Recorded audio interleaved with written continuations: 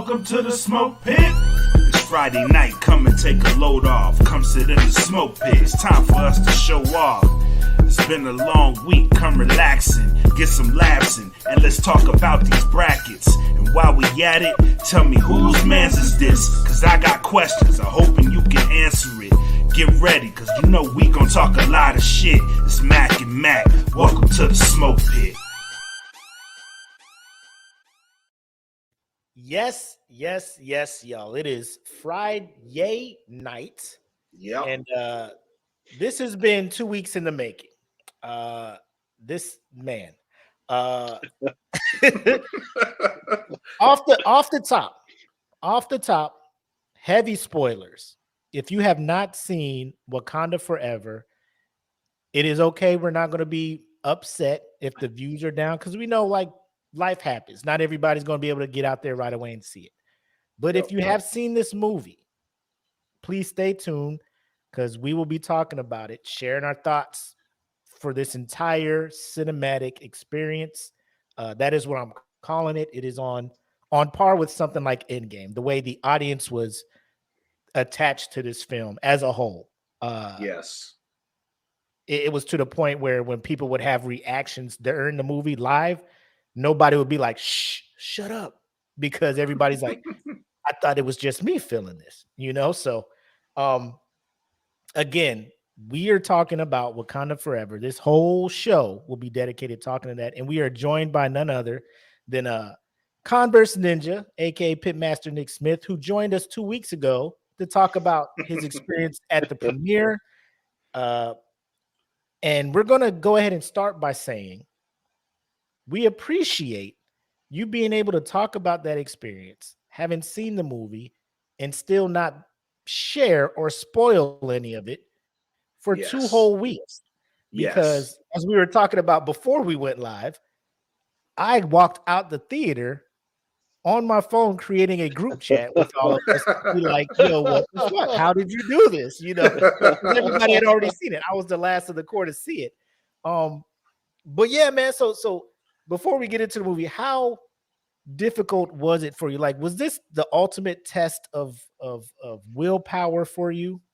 As far as I was concerned, yes, because I walked out of the theater on premiere night.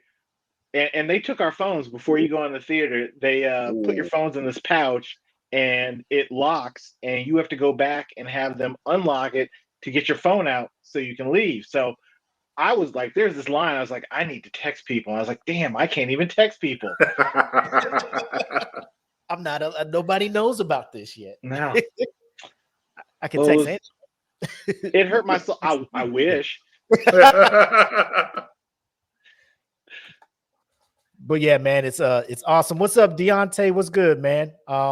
Appreciate you jumping in. First of all, also, if you have not seen it, or if you have seen it and you want a little different perspective, our homies over on Saturday Night Nerds, Deontay and Will, they did a episode last week talking about it for a bit. So if you have seen it and you want different opinions and you want a place to talk about it, Saturday Night Nerds is probably the group you want to jump into. And then chat it up with them. But with getting right into it, everybody's in the theater. Trailers are playing. I don't know if trailers played for where you were at, Nick. I don't know. Not for the preview, but the second time I went to go see it on the Thursday night opening, yeah. So I'm just like, bro, normally I'd be excited for trailers, but y'all know what I'm here for, man. Like, come on. Yeah, go ahead. You know what it is. I'm ready to order. Yeah, it's one of them things. Can I interest you in a blooming onion? No. You know what I'm yeah. So right off the bat, last trailer plays. Instant, like an ER trauma scene. Doors open. Shuri's in there, barking orders at people, trying to create stuff, and you hear the AI talk about T'Challa's heart rate is down to this, and we find out he is falling victim to a disease or some illness that they're very vague on. I was not ready for instant fuck. You know, me neither. No one was.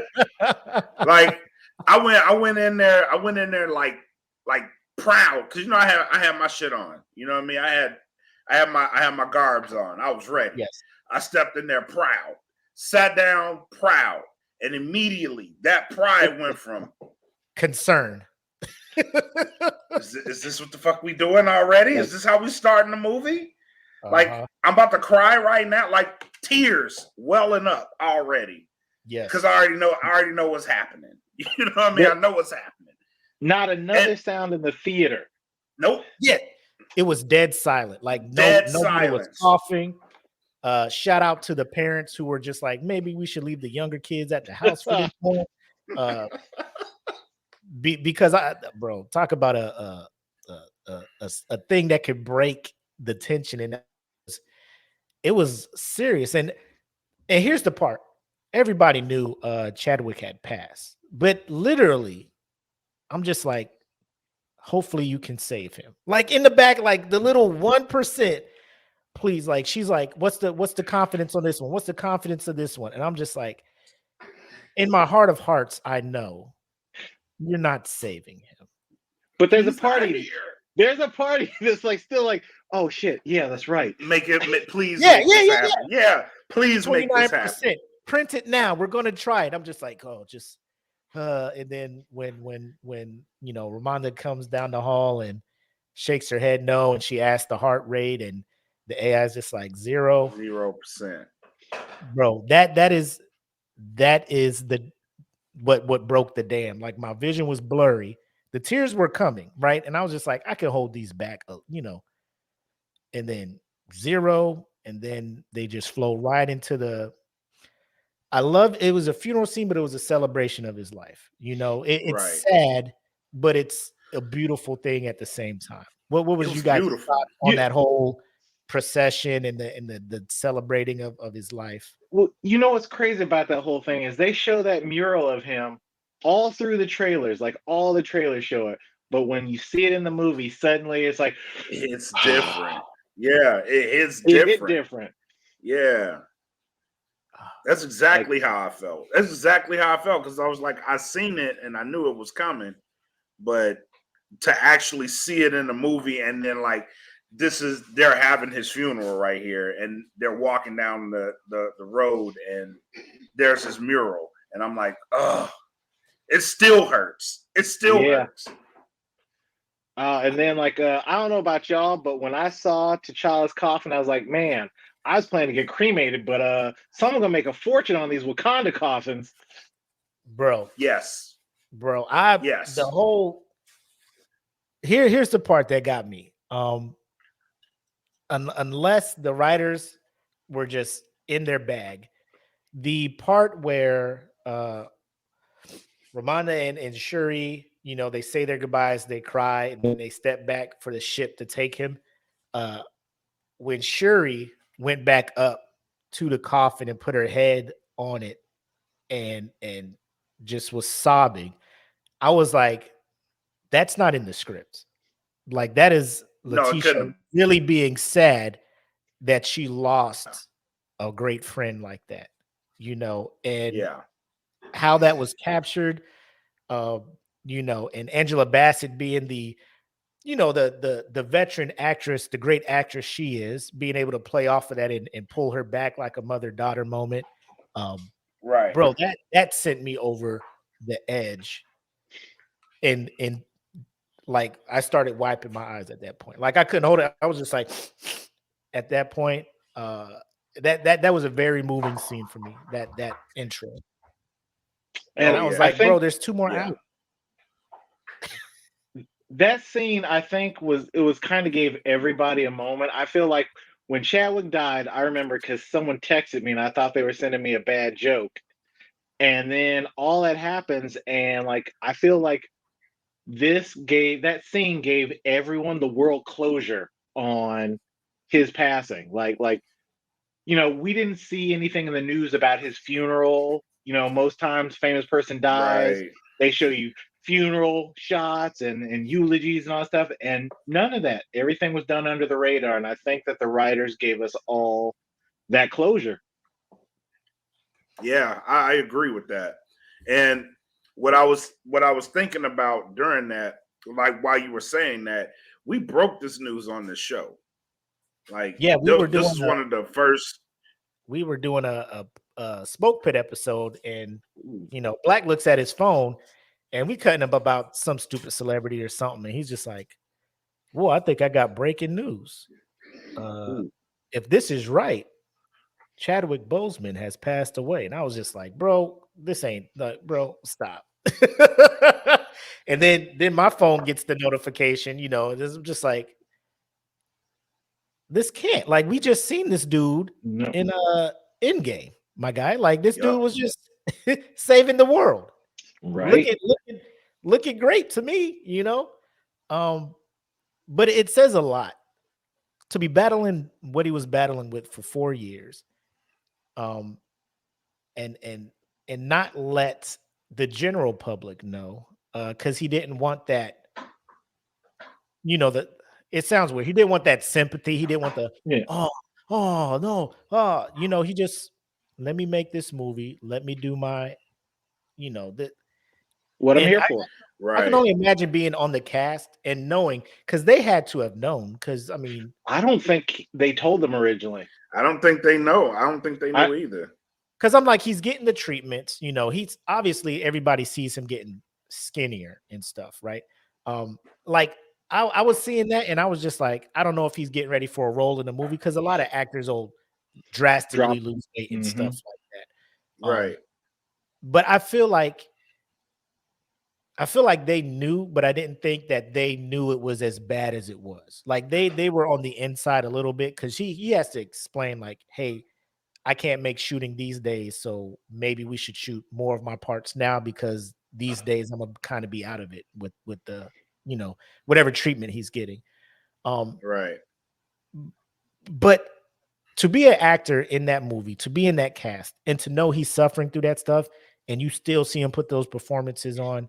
I know everybody in the MCU is like an established actor doing whatever, but I feel like that kind of brought them together, because when he passed, the amount of outpouring from actors, no matter how big or major their role was in an MCU world, paid tribute to that. Like, you were talking about I forget his name, but the actor that played Shang-Chi. Like, yeah. Oh, Simu. Bro, Simu Liu. He paid so much homage to Chadwick for opening the door for him and stuff like that. So I think that opening scene, and then to top it off, to bookend it with the Marvel introduction with all Chadwick. Silence. Pin in drop. silence. Yeah, in Pin silence. drop. Pin drop. Well, in my theater, it was sniffles, because everybody was taking that time to cry after the funeral procession. And then you hit Chadwick on the Marvel thing, and it's like, dog, this is like sensory overload right now. Like, I can't help but cry. There was a couple O Lords in there when I was watching it. And I was like, you know what? You're right. Let me ask you this. Now that we've all seen it, at the premiere, what was the mood like? So when that opening thing happened, I mean, it was quiet there too, but like, first you see Letitia and everyone kind of clapped because she was there, but then the mood of what was going on hit, and it immediately dropped again when they're going through this. And then, like, when Angela Bassett came on to tell her that T'Challa had passed, normally people would clap, but we were so caught up in that moment, everyone just sat there like just shell shocked. Like, like I said, I think we all relived the moment. Like, she's gonna save him, right? But we know deep down it's not gonna happen. Not there. Yeah. And so just the dead hush, and then when they played that opening, like, you could see some shoulders jerking. People were crying. I mean, like, especially considering how many of the people in there had actually known him personally. Facts. Yeah.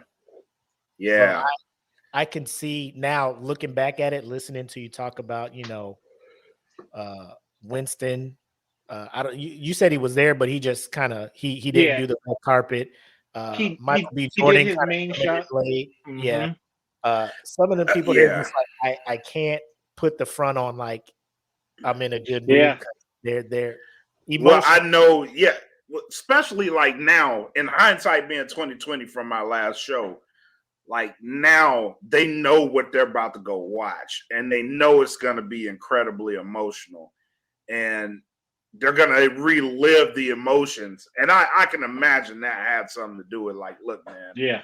I can't, because I know I'm about to be fucked up after this movie. And I mean, even when you see like pictures of Winston from the premiere, the first premiere, like he took pictures and he did like finals when he did the group photos, but there is an air about him that whole time. Like even in the pictures, you can see like he was there doing the thing, but I don't think any of them had seen the full film yet, so they don't even know what to fully expect. Right. And Letitia, she was nice. She took pictures, she signed things, but even she had like a somberness to her going in. And I didn't know how to explain all of this in the last show because I'm like, damn, they don't know the context.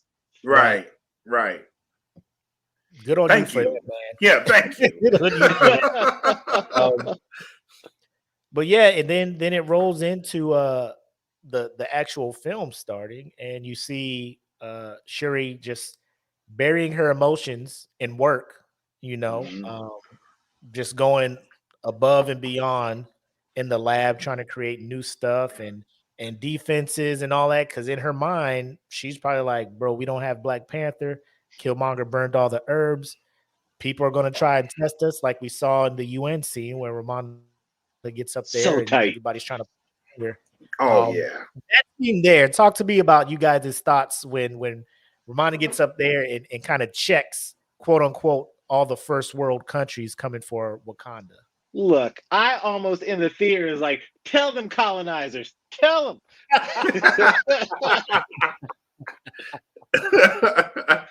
Ooh, No, I mean, it was dope. Like I don't know. It's so funny for a made-up African country, the pride we all feel when Wakanda stands up for something. Like I know it's not just me. Like I'm watching that scene and she's like, "You guys think, oh, I hear your whispers. We're weak. We don't have a protector." And I was like, "Tell them." Right. Yeah. And that's the crazy part. Like, I get it, the Black Panther's gone. And that's what these countries were afraid of. Like, we don't want the Black Panther. Did y'all not see what they were doing in the Battle of Wakanda when aliens showed up? Like that technology, y'all still ain't ready. Y'all still ain't ready for Wakanda.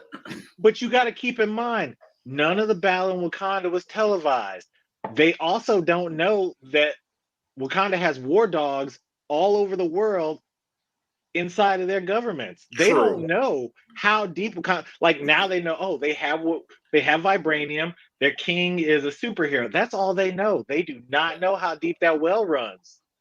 Yeah, because I'm just like, bro, y'all would have went in there with some raggedy ass, not raggedy, but like what they would think is in top of the line armored vehicles. Yeah. And then a fucking war rhino would have just ran through their shit.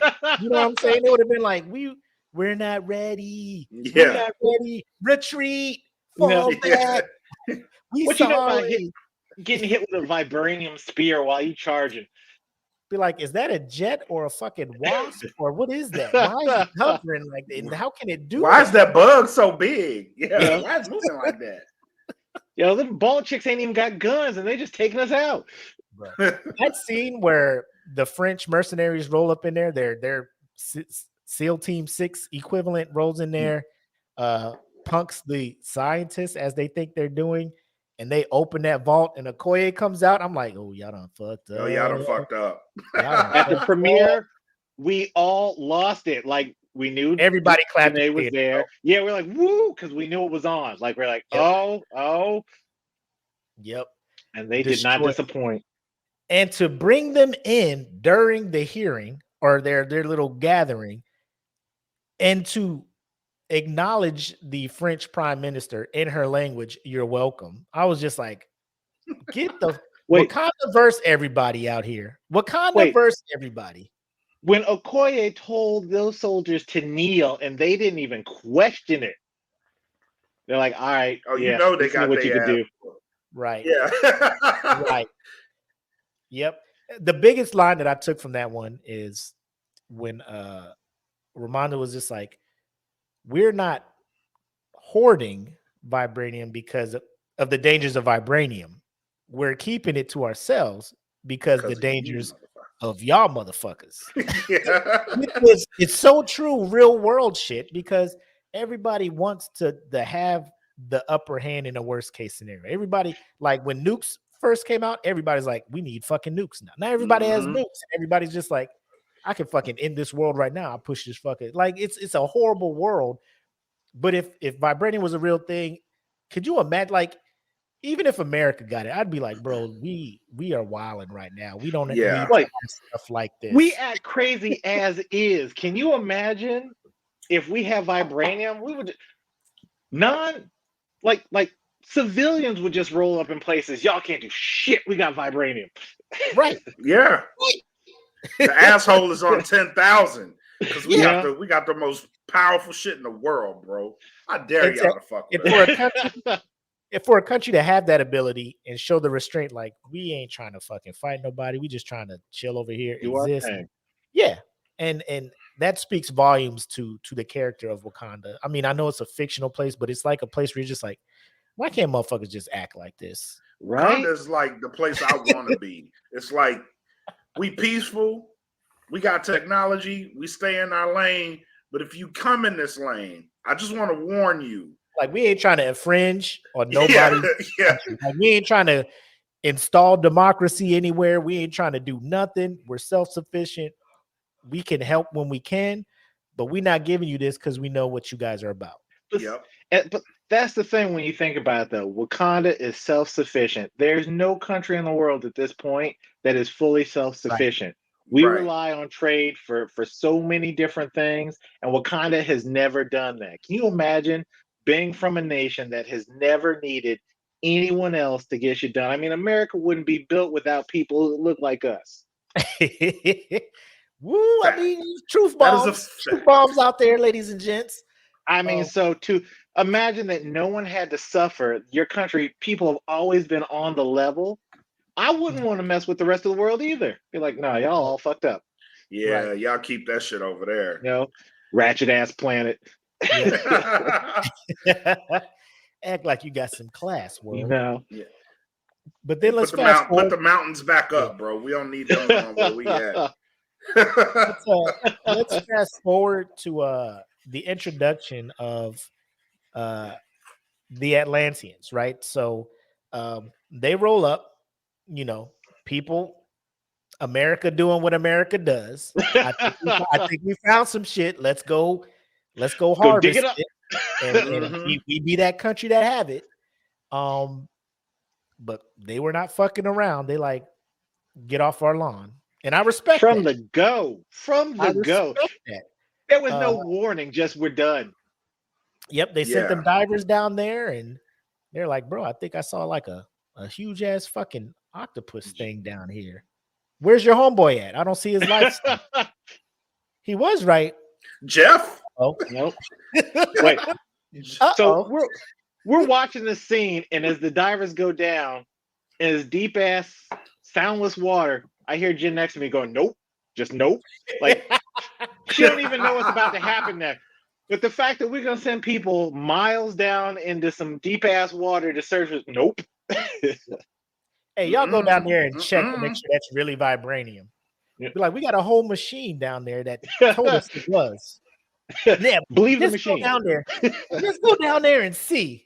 Because me already, like, I know I can't scuba dive. Like, the thought of actually taking a full breath underwater. I know we have the technology to do it, but in the back of my mind, I'm like, I'm not supposed to. Like, humans is not. Look, no, we ain't supposed to be doing this. I can scuba, but if you have to put me in a suit like coffin to get me down there, that's when it's a problem. Yeah. Like when you're like, oh, you won't just drown. You want me to go to the bottom? It will crush you. It will physically crush you before you can drown. I'm like, no. Yeah. No. We good. We good. But yeah, and then so a ship full of SEALs or whatnot. I appreciate the fact that the tactics they use. Let's send the sirens up there, use Clear the their way. sonic things, get most of these cats out of here, and then we will assault this ship. You know, it was for they got vibranium. They don't have like the modern, I guess, version of it, like how Wakanda has the ships and all that stuff. Right. They're still traditional Aztec kind of warriors, but given the powers they have from ingestion, actual vibranium and adapting to all that stuff, they jumped up there and wrecked fucking shop immediately. To the point where these cats, I mean, she was first of all, I don't know what pistol she had, but it had like the unlimited ammo cheat. Infinite clips. Contra code. She had a contra code on that. I'm giving you at least 13 rounds. I'm giving you 13 rounds. She had that turbo controller. just fucking sleight of hand perk from more. But I love the fact that they thought they got away. And you know, like they take off in the helicopter, they look at each other like, call them. Now, call them. I have a few questions about that scene. Although when old boy got pinned to a steel wall on a tanker by a spear, I don't blame her. Like, she didn't check to see if anyone else was alive. She's like, out. Nah, fuck them. This is survival. We're not ready for this. But my thing is, okay, so she was on the radio that whole time. How did none of that get to us? Now, we noted that the Atlanteans, or was it Telecon, the people of Telecon, they don't use modern tech. So how did they scramble any signal? Because she was on the radio talking about it's not Wakandans. I don't know. Or I had questions there. Or maybe she said that and certain people were just like, we're not going to let that out because we want the world to be mad at Wakanda. You know, like the whole maybe to our advantage, you know, the government being government type stuff. True. But yeah, they thought they was going to get back to the States and tell their story, and Namor was clear. Just like, let me go ahead and sling this motherfucker. Get my hammer toss. He was like, we're getting pulled back. And he was like, yo. I was like, yep, that's the guy. Underrated moment. What's that? Like, at first, they didn't even fight. They just started singing. And motherfuckers was just walking off the ship. Yep. I was like, oh, they doing this? This is what they're doing? And I love that part because it's like, you know, old sailor tales, the harpies will come up and the sirens will sing that and hypnotize sailors, and they'll do that stuff. So the fact that they kind of put that or integrated that into Talacon's tactics, because they used it again later in the movie, and we'll get to that. But I thought that was pretty dope. That shit was fire. It came out that bitch like boom, boom, boom, boom, boom, boom, boom, boom. See you at the crossroads.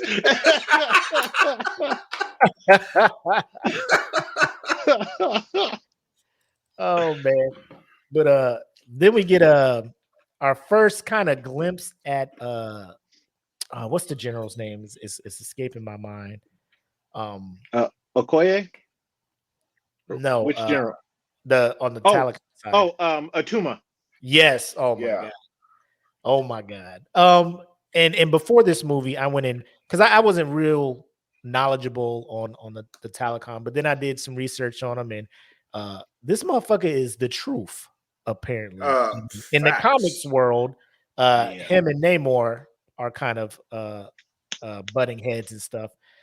But here he is still serving under Namor.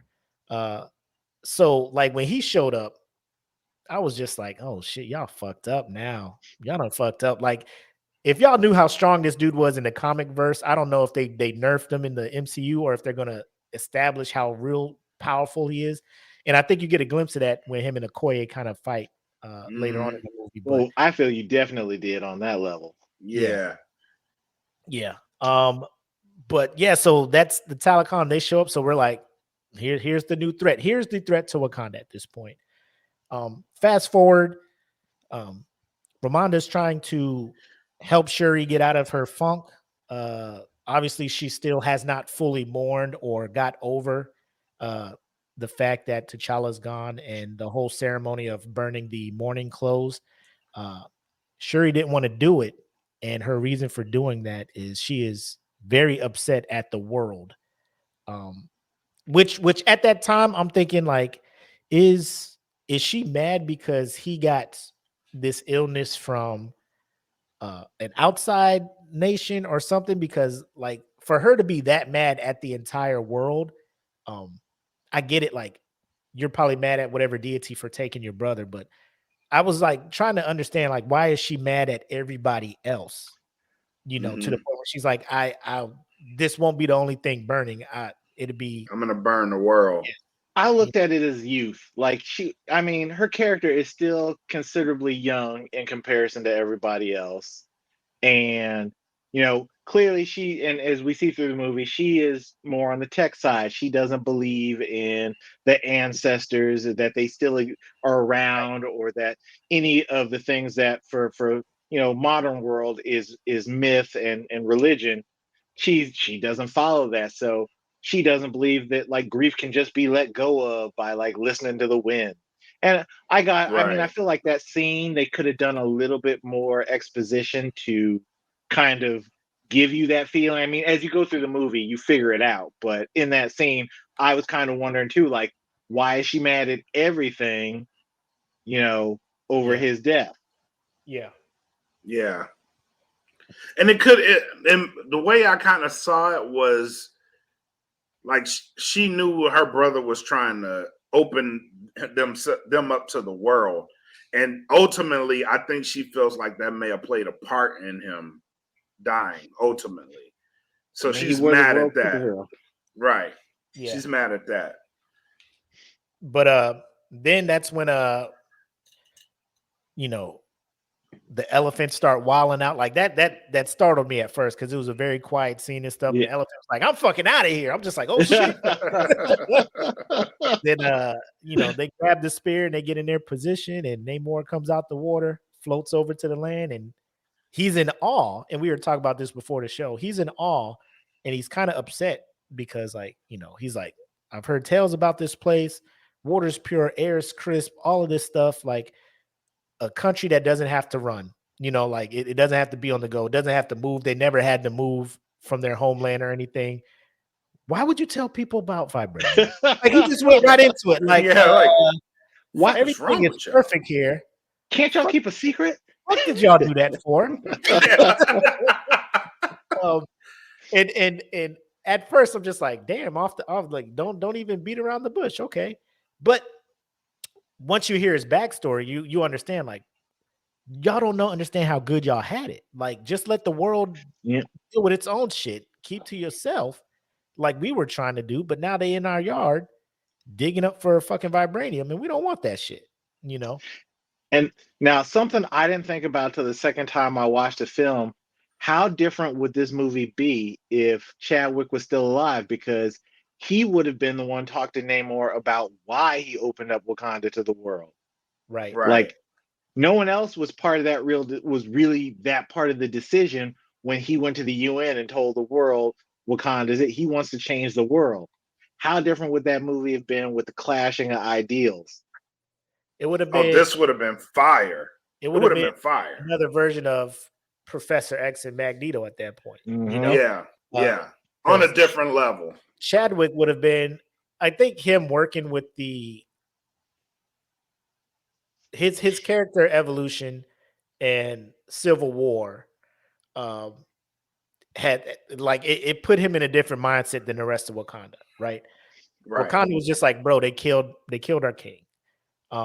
Chadwick dealing with Zemo saw how vengeance consumed Zemo, and was just like, yeah, this ain't cool. Like this is not a good mindset for us to be in.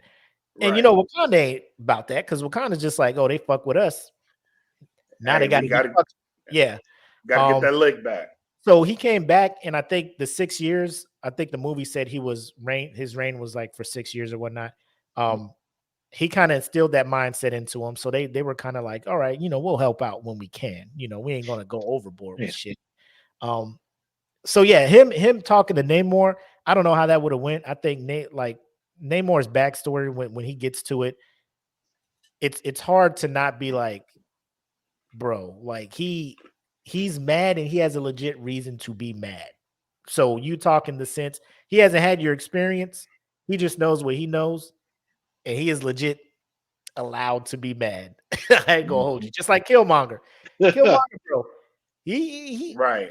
He's super extreme, but he ain't too crazy. He had a plan. Crazy.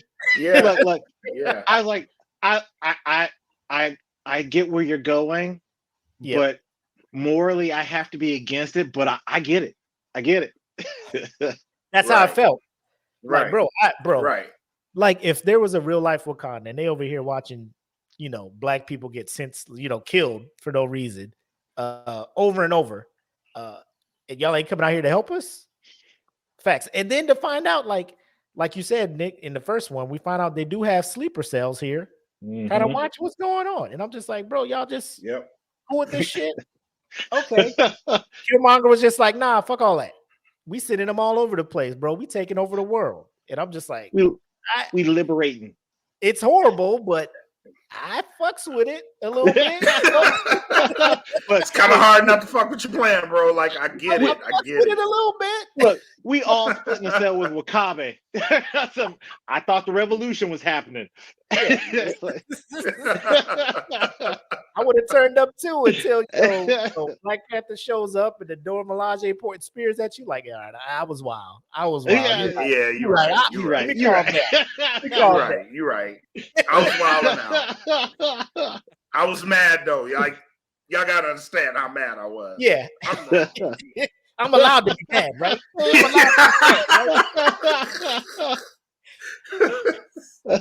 You're right. Oh man. But to that point, like I think that worked in Shuri's favor. Oh yeah. How she was the one talking to Namor because she's where Chadwick was in Civil War, in a sense, where he had just lost a family member. He's angry, and all he knows is like, I have to get revenge for a lost loved one, and she's on that same wavelength. And Namor sees that and like, all right, we on the same page. Let's go to work. You know what I mean? Right. Yeah, he provides that ultimatum, like, your allies, your homeboy, the American, one of his people made this shit. So bring that person to us. We'll off them and shit's cool. Yeah. It's cool. Which means, hit me up on the shell. Blow this in the wind. And I'm coming. You know what I mean? I'm out of you. Stay here. You stay where we at. She goes back to what it was. Fast forward to when they meet with the elders across all the tribes. Wait, one thing. Okay. When they turned to the left and saw that he left them, that the Telecon left that machine right there and nobody heard it. Yeah. I was like, y'all snuck up on Wakandans in their homeland? They were just like, the waterways, huh? He must have swam 100 kilometers to get it. You know what I'm saying? Like, and he did, but so like all the elders are meeting, and shout out M'Baku. He shows up eating his carrot. Him and Okoye get into it a little bit, but like all the elders, like he was the only one talking like he made sense, and I like that about it because it goes from him being the kind of quote unquote meathead from the first one to actually evolving as a leader and not rushing into action and being like, so if we do this, what's to stop them from having us do some other shit? And again, then we're like their hired hand, or they'll just keep coming back and be like, do this or we're gonna do this, do this or we're gonna do that type stuff. But then I of just love course, they called him Fish Man. yeah. Yeah. So then obviously the queen tells Okoye to go and go get the scientist, bring her back or whatnot. They take Shuri. So then we meet Riri Williams, aka Ironheart. And From the Shy. yes. 100%. So first of all, let me just get into it. No, we'll get into it later. But it's an amazing thing, the casting for Riri. What was you guys' initial impression of the actress who was playing Riri? Let me So, get her name. Dominic Thorne. Yes. Yay, nay, love the portrayal. Loved it. I think she nailed it. In fact, I like her better MCU version than the comic. The comic one isn't bad, but I think she gave the character life. Yeah. Yeah, it's different seeing it on paper in the books and then seeing it acted out. I think she did a great job. I love the and this is just me. Black girl magic, bro. The Yes. genius level. Because in the comics, she's 15 at MIT. Here, I Yeah. think it said she was what, 17, 18 or something like that. I think she was like somewhere close to 19, somewhere in there. Yeah. Yeah. So but to be on that level of genius, Tony Stark level, and it's sad that we're not going to get to see the interaction between Tony and her like we did in the comics. Go ahead. No, I was gonna say I love that they didn't just make her like a stereotype nerd. Like suddenly when black folks are smart, we either have to be Urkel or just like some caricature. And she was like a real person. Like they never let you forget how smart she was, but at the same time, she was like, I'm hood. When she pulled out, when she started to throw a humidifier at them, I was like, see, yeah. Yeah. And I like that dynamic that Okoye just jumped in. Like she tried to escape out the bathroom. She's like, oh, let me just hit the bathroom up real quick. And she was like, oh, and she comes out. And I love how like she's just in like her war outfit with a blazer on. Like this is disguise. Low key. Like, I could blend in. Like Sherry was just like, shit. Look, I love it. After the first movie, she's like, I will never wear a wig again. And she stayed true to her word. She was like, I'm out here. And they go to the garage or whatnot to let her get her stuff before they take her. And that's where we first see her prototype of her Iron Man suit. Then we get our first kind of real big action scene outside of the Atlanteans attacking the ship.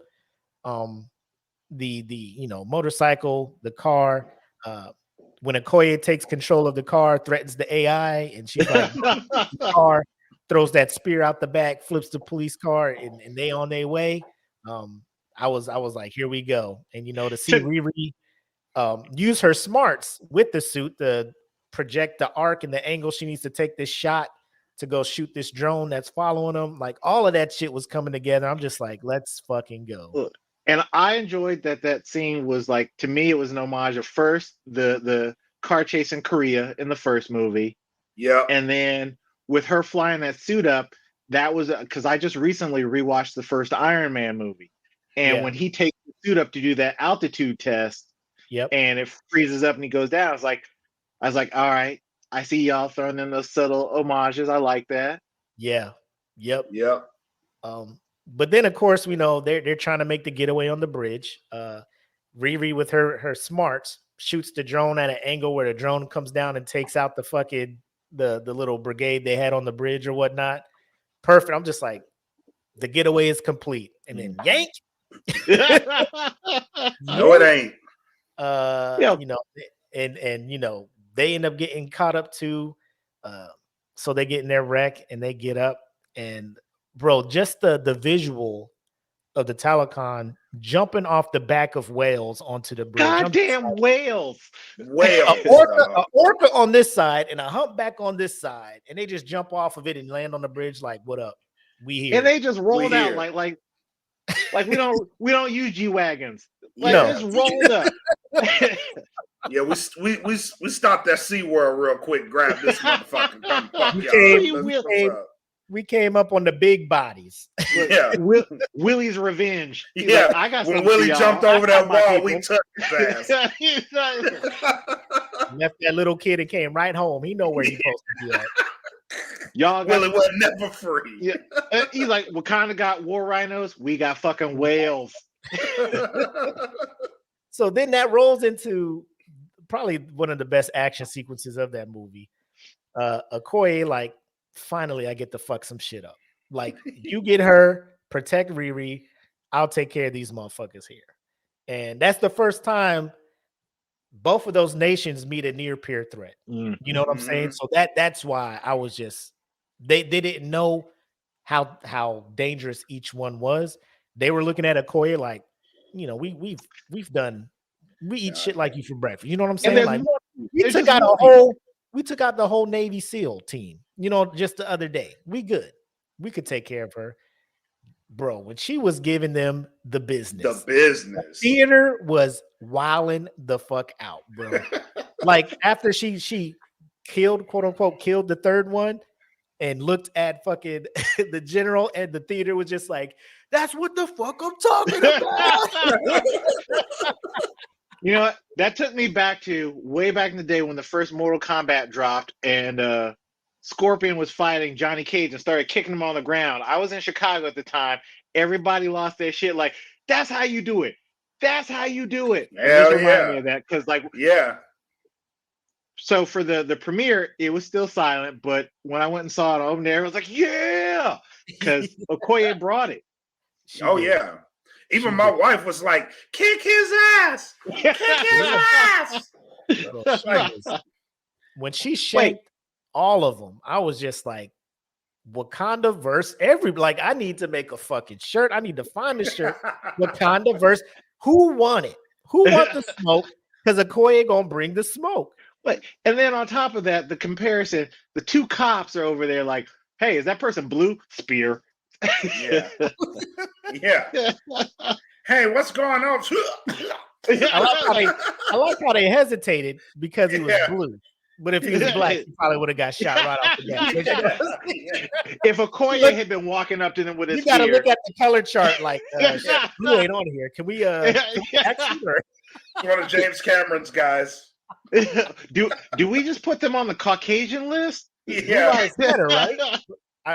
Y'all got straight hair, right? Y'all got good hair, right? Okay. Yeah.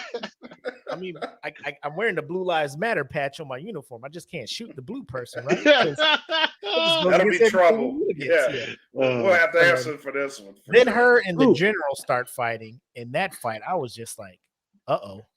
But my thing is, Atuma tells them, hey, get up, go help her. I was like, get up? And they just get up and jump down the street? Yeah. Okay. Immediately. My nigga done went, this is not a good scenario. You need to run, Okoye. You just killed them and they got the fuck back up. Yep. Fuck out of Dodge. You need backup. I know you tough, but you need backup.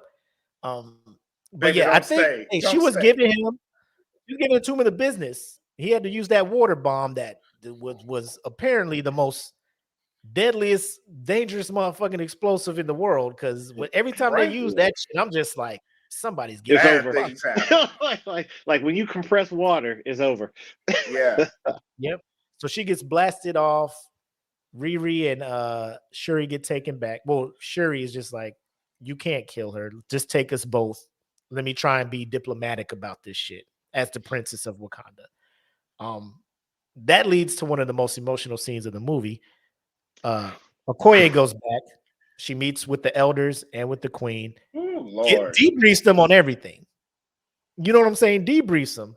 I know how crazy the shit sounds to the elders. I know how crazy it sounds. I know Ramonda's just like, I lost my son. My daughter's kidnapped by the enemy. I trusted you, and you let me down. But at the same time, I'm just like, Queen, you I don't gotta think you heard her understand. right, Queen. Yeah, yeah. You gotta understand. I killed 4 of They them. rolled up on whales. Just 4 deep on a whale. I stabbed 3 of them in the heart with this vibranium spear that I have killed many people with.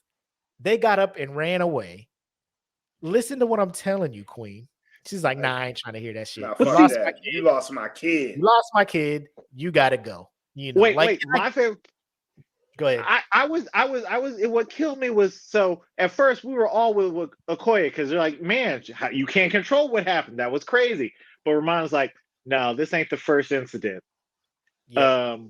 I've been keeping notes. Yeah, my husband's dead. You can go visit yours in prison. You got conjugal visits. I got nothing.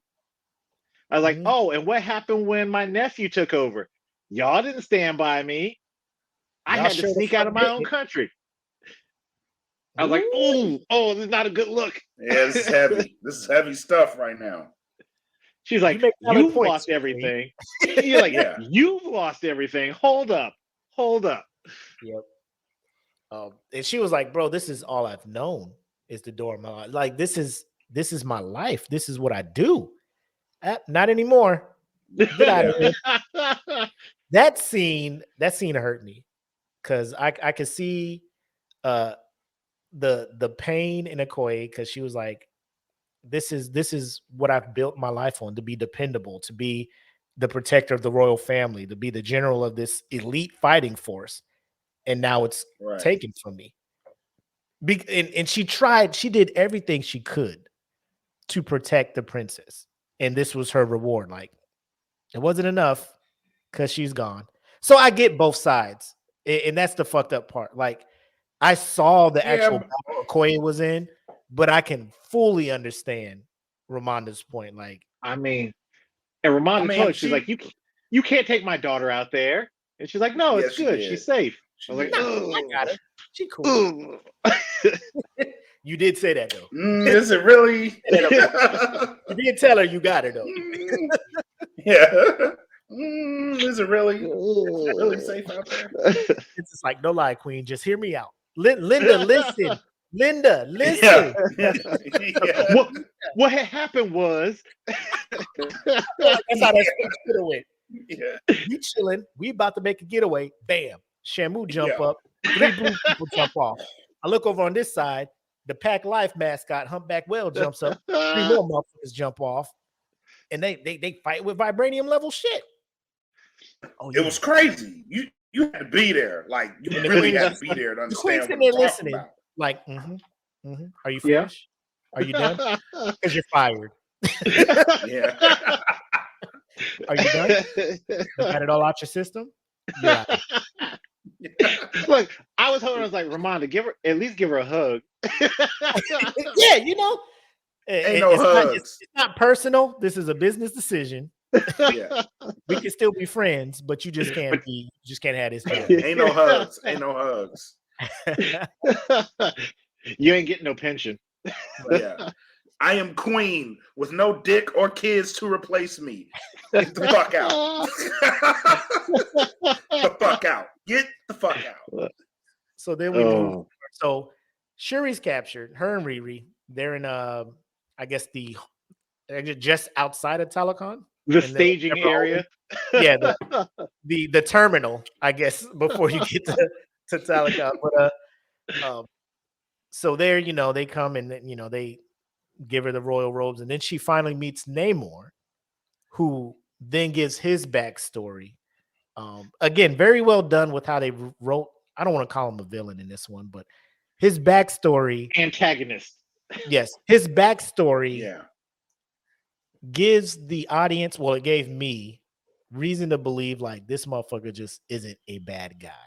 He just doesn't have the full picture that everybody else has, And yeah, to speak on it, the backstory they gave Namor for this to bring him in, like, I was iffy going into it with, like, I have Submariner comics. I'm really familiar with the character, and I was like, how are they going to work this out? Is this going to be one of the times that Marvel kind of fails us on a character change? Because that's a significant change to him. Yes. But they nailed it. Yeah, they did. They did.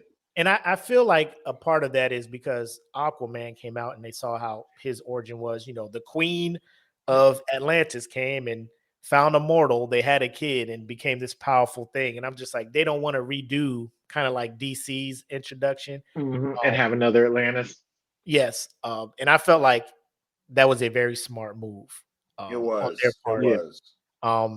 And The backstory was excellent. Yeah, to give him that I know how he got his name in the movie. A lot of people were complaining, like, no, that's not like I fucks with how he adopted that. Like, is that what y'all want me to be? Because I'll be that. You know, I come up here to bury my mom, and y'all slaving my people up here, whipping them. Like, I just came out the cornfields. Y'all whipping motherfuckers in chains and shit. Like, I'm 8. And and instinctively, first time seeing some shit like that, he's like, this ain't right. Fuck him up. You know, and his people's like, let's fuck him up. Yeah, I guess we fucking him up. This is not what he's like top 5 for.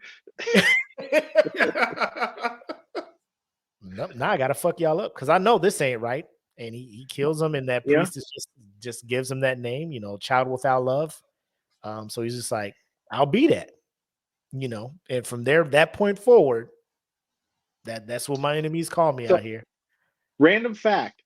I was reading an interview that talks about this very scene and the calling him Namor and how a lot of people were complaining about it. And someone from that area, they're Mayan actually, they were like, so you know how they refer to this area as the Yucatan Peninsula? Well, that happened because the Spaniards showed up and they were trying to talk to the natives, and the natives, I think it was like, Yucatan means I don't understand you. So the Spaniards are like, so where are we? And the Mayans are like, Yucatan, because they're saying, I don't understand you. And we're in the Yucatan. Okay. That sounds very European. You know, that whole Namor thing, I was like, nope, that's even more fitting now. Right. Yeah. Yeah, 100%, man. And then so then, you know, Shuri, being the diplomat she is, you know, he's like, bro, we got to kill this scientist. She's like, nah. You know, like, let me learn more about your people. And so then that's when we see the first, me and Mac were talking about this before, when you get the first visual of Talokan. Very beautiful, like very well built, detailed. The music that was playing, because I went back and listened to the soundtrack after watching the movie, and a lot more of those songs and those pieces hit harder because you got something to relate them to. You look at that and you're just like, you understand why he's fighting for what he's fighting for. You understand now his motive. Like, I don't want people to come and take this land we have down here like they took our land up there. And I will do everything I can to stop people from doing that by any means. A Malcolm X type mindset. Any means. And the fact that he's been around long enough to have actually seen it. Like, Killmonger tells, you know, Wakanda about, you know, slavery and everything that happened to people in the U.S., but none of them were alive to ever see that. Right. Namor has literally lived through watching people enslaved and kept his people separate from it. Yep. I was like, damn. Yeah. Doing everything he can to protect his people. Like, he has seen kids grow up and pass away and everything, man. Like, you could tell he literally cares for his people like a father almost. And it's relevant in the part where Nkoye comes in and saves Shuri and shoots the one person there, and you could tell, like, he's just like, my child. Like, what is, you know? And so, bro, that I'm just like, fuck, man. Like, it's hard to want him to lose, but you don't want him to win. You know what I'm saying? You can tell that his people are important. I mean, him, when she goes, "Can you save me?" and like him going, "No." Yeah. And I mean, it was hard to pick an enemy. At least it was until a certain point in the film, and then I was like, "All right, I love y'all, but this is not cool. You got to go." Yeah. Because for a long time in that movie, I'm like, I have this mindset like the bad guy is just dependent on the point of view that you're seeing it from. Mhm. Because Shuri could easily be a bad guy for a portion of this film because of her motive. And Namor can easily be a good guy because of his motive. And it just depended on how you were seeing it. And then eventually one of them would have to cross a line. Mhm. And it was just, I love that parallel of how they had it. Like whoever you look at in this film could be either a good guy or a bad guy. But Right. eventually a line will have to be crossed, and somebody's either good or bad depending on who crosses that line. Right. I don't want to graze over the fact that so the queen goes to Haiti, and I'm just like, what is she doing over here? Like watching the movie, like, fuck is over here. Then they cut to that one scene, and I'm just like, why my teachers ain't look like this in school? First off, props to the cameraman because he cut. Yeah, props to that cameraman. You did us all. You did us a solid, my brother. And I think low key, like it reminded me of how deadly Nakoya is. Like you see Lupita on screen, you're like, oh man, she's teaching these kids. She gave up the life, all of that stuff. But when she was like, you have infiltrated countries in and out, nobody even knew you were there. I need you to do it again. And I'm just like, bro, this ain't the Congo. Like this is these people got some shit. You know what I'm saying? Like you heard of Koye. They roll up on wells and do some shit, bro. Like it ain't like in and out type stuff. And she was still able to do that and save Shuri, you know. And unfortunately, you know, kill the young lady down there, which pushes Namor over the edge. And you can start kind of seeing, and this is just me looking at it, like his top military advisors and stuff start leaning more on him to be more active as going for it. Like, right, we're up there talking to that queen, they down here killing our people, huh? That's what it's about. That's the kind of person you are. And he's like, now I gotta go fuck some shit up, you know, like right. So you know, it kind of egged him on. I did enjoy that they took a moment out to show what Nakia does. Like in the first film, you saw her like in the back of the truck, and you know, but you didn't get to see her to see her like she put on her little schoolgirl outfit and went and talked to that old lady about seeing the man in the water, and then Shout was out like to her for being such a fucking covert op. She speaks so many languages. I was just like, this is making you more attractive to me. The fact that you could just wherever we go, like in my fantasy world, we could travel the world and you just be the translator for everything. I'm just, on the dime. You can speak it on the dime. And then when she was speaking the Spanish, and that lady was like, I don't know what you're talking about. I don't want these problems. And then she started speaking in Telecom. Mayan. She was, oh shit. Girl, come in here. Let me tell you what I saw. So that part, I was just like, bro, she is really about this, bro. I one person, like, I'll go in, come out, like I have toppled nations. She was like, you have toppled nations and dictatorships from your covert shit. I need you to do it one more time for you, girl. And she did, and which led to the first attack on Wakanda, which, damn, Wakanda was just, and this is a complaint that some of the cats in Saturday Night Nerds had, was like, why did they make Wakanda look so weak? They was just getting pushed over by this nation. And I'm just, this is the first time Wakanda has ever been attacked or in a fight by somebody with technology on par with theirs, you know, and like, with abilities that aren't more, they're human. Fighting mutants. They're fighting mutants. Like, yo, these people just be underwater like this. Like, we can't build walls around the ocean to protect us. Like, these motherfuckers gonna get in here one way or another. Yeah. And they tried. They were like, we'll watch the waterways, we'll put all this stuff up, and you still can't stop them from showing up, you know? And they aren't regular humans. It's not like, you know, everybody ain't a Koye living in Wakanda. They can't all fight on her level. Right. Right. Yeah, you got regular citizens in there. Like they had the Like, the did you little see shopping Namor district. just casually stroll up there in the beginning? Like he came in there like he was looking for food in the fridge, bro. Like he Look. just came out the water, like, hey man, by the way. Right. And they're just You know what I yanking, mean? Like, they're yanking people out of boats like it was nothing. Just pop up. Got you. Yep. did you not see the Bone Thugs choir they had just walking people to their death, bro? Like these people are dangerous. Just Yeah. just took out your whole relief effort. Just walked them all off the side.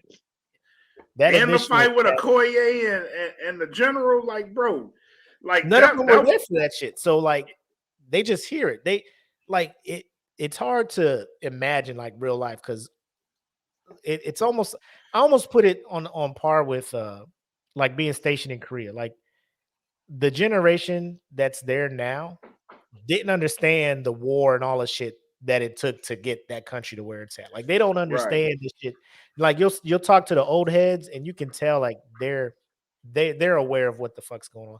So like the civilian side of Wakanda, they're just like, bro, this is all we've known, just peace. Nobody has fucked with us. Nobody has come to our land to fuck with us outside of Thanos and his crew, but they're gone. So nobody in their right mind would fuck with us, right? And then here comes Right. another nation who ingested vibranium and and they're just like, bro, we were not ready for this shit. You could tell they were just destroying Wakanda, like bombs all over the place. And shout out to whoever was in charge of just putting Namor on film and showing Yes. his combat ability.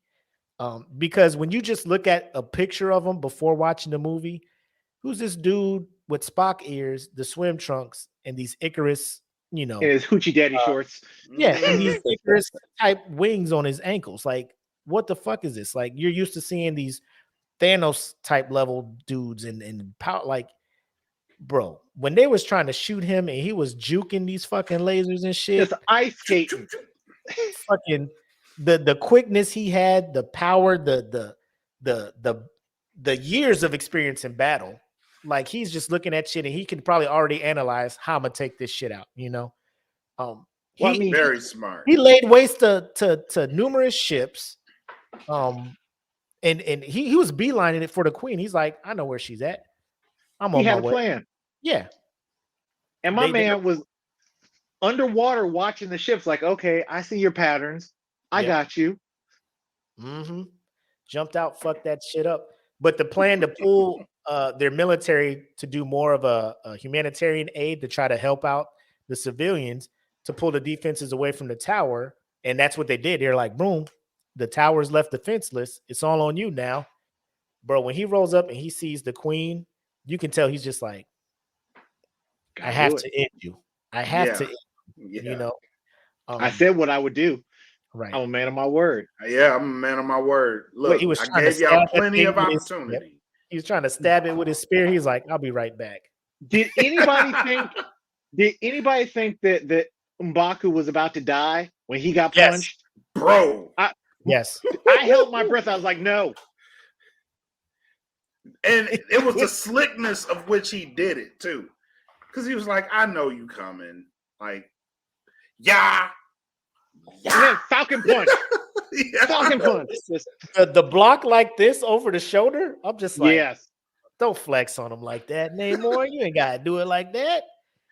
The block Broke his like Jabari staff. and then the turnaround, bro. When they slowed motion that shit, I was just like, I'm trying to see, like, is his hand inside of his chest? Mhm. Right. I hope it is not, because, bro, y'all trying to make me cry again. Because M'Baku is my dude. the battle on the bridge, I wasn't sure Okoye was going to survive at first. I'm like, how many people are they going to take from me in Me this too. film? Me Bro. too. Ooh. Ooh. Now, a part of me, I was just like, a rational side of me, she can't go because they hinted toward the Midnight Angels. She Yep. has to be around for that. But at the way the film was going, I'm like, I don't know if she gonna make it, dog. I don't know if she gonna make it, dog. And, But, and then I was like, okay, so she survived. I was like, oh no, don't tell him it's going to be M'Baku. Don't tell him it's going to be M'Baku. And when he looked up, like, whew, I was like, all right, we good. Now, But let I me know ask you that this. shit hurt. Did you guys think? Did you think Romanda was gonna die? No, No. that was not on my list. That was not on my No. fucking list. How dare you, Ryan? Like When you see when Ryan that thing again, exploded and you see both of them like just getting launched, I was like, no. No, no, no, no, no, no, no, no, no, no. bro, like they put the beads on it. I'm just like, all right, the beads will save everybody. We good. Yeah, They got in there just in time.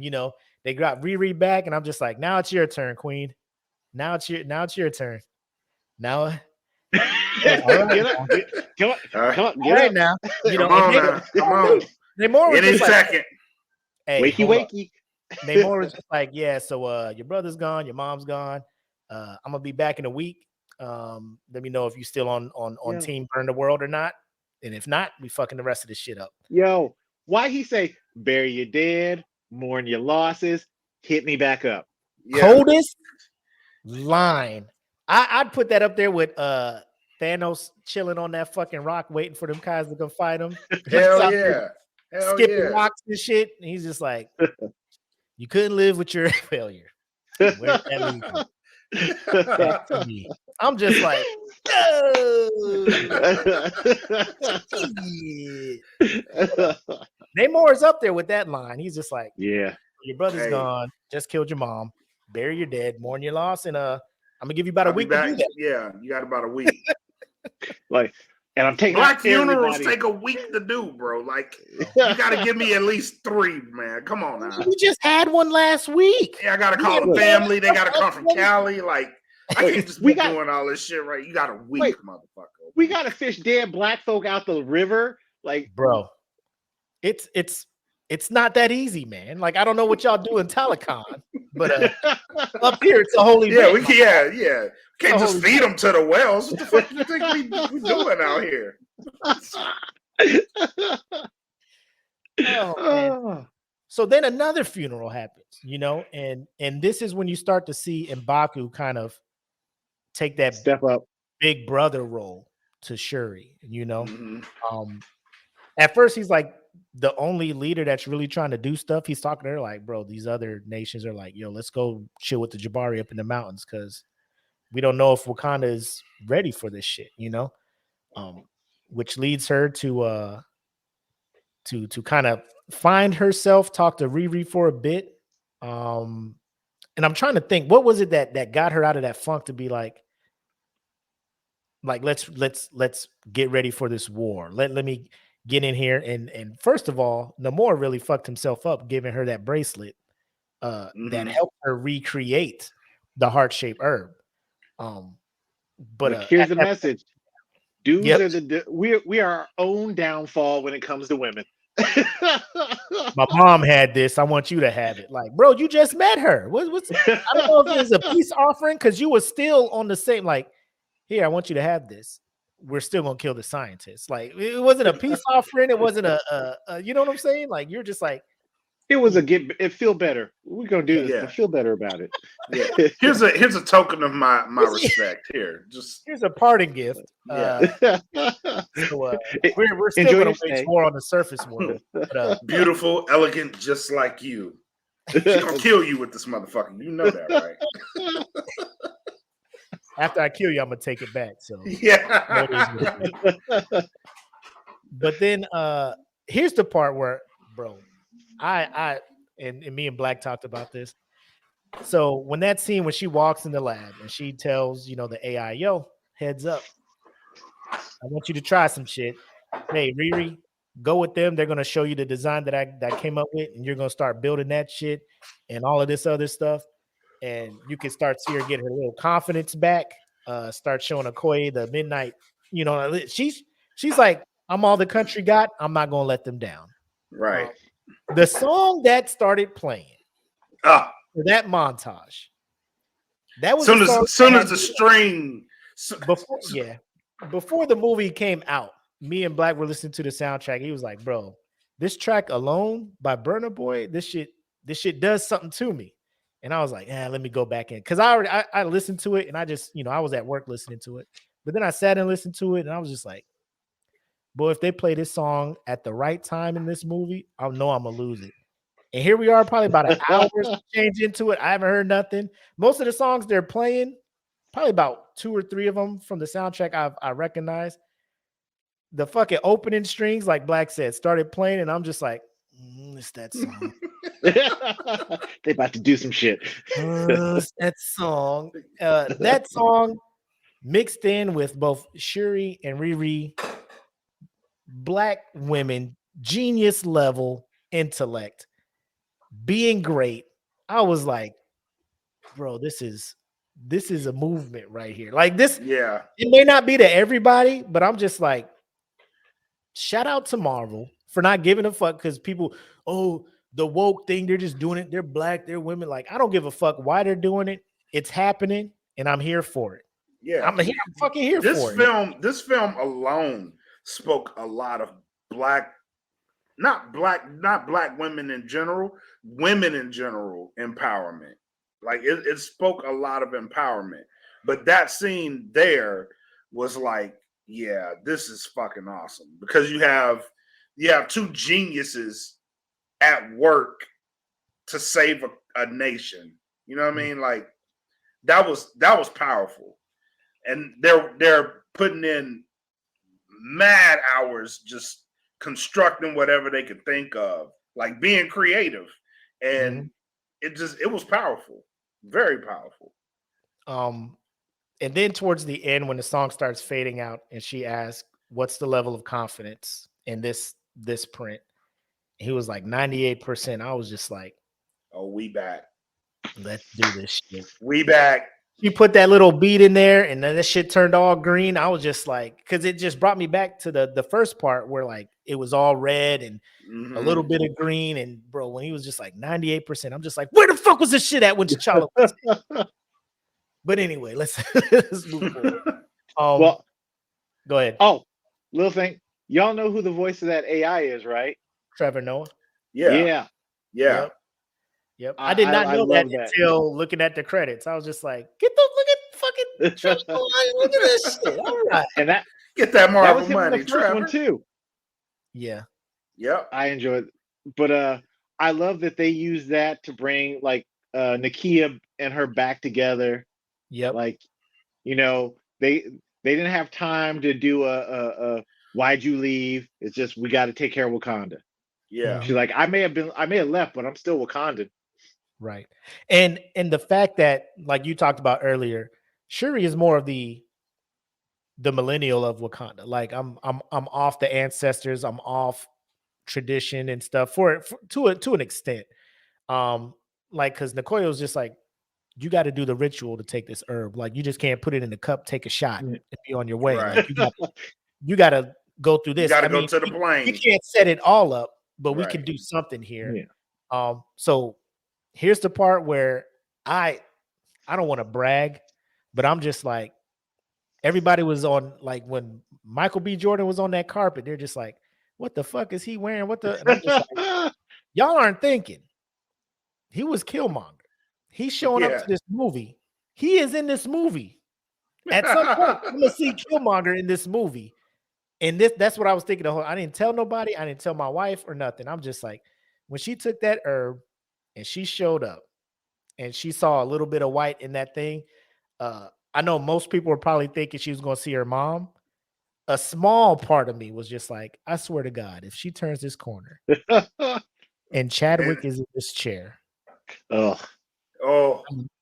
going to melt. Low key, I was thinking that too. I was like, man, if he pre-filmed some shit, bro, I'm gonna lose my fucking brain.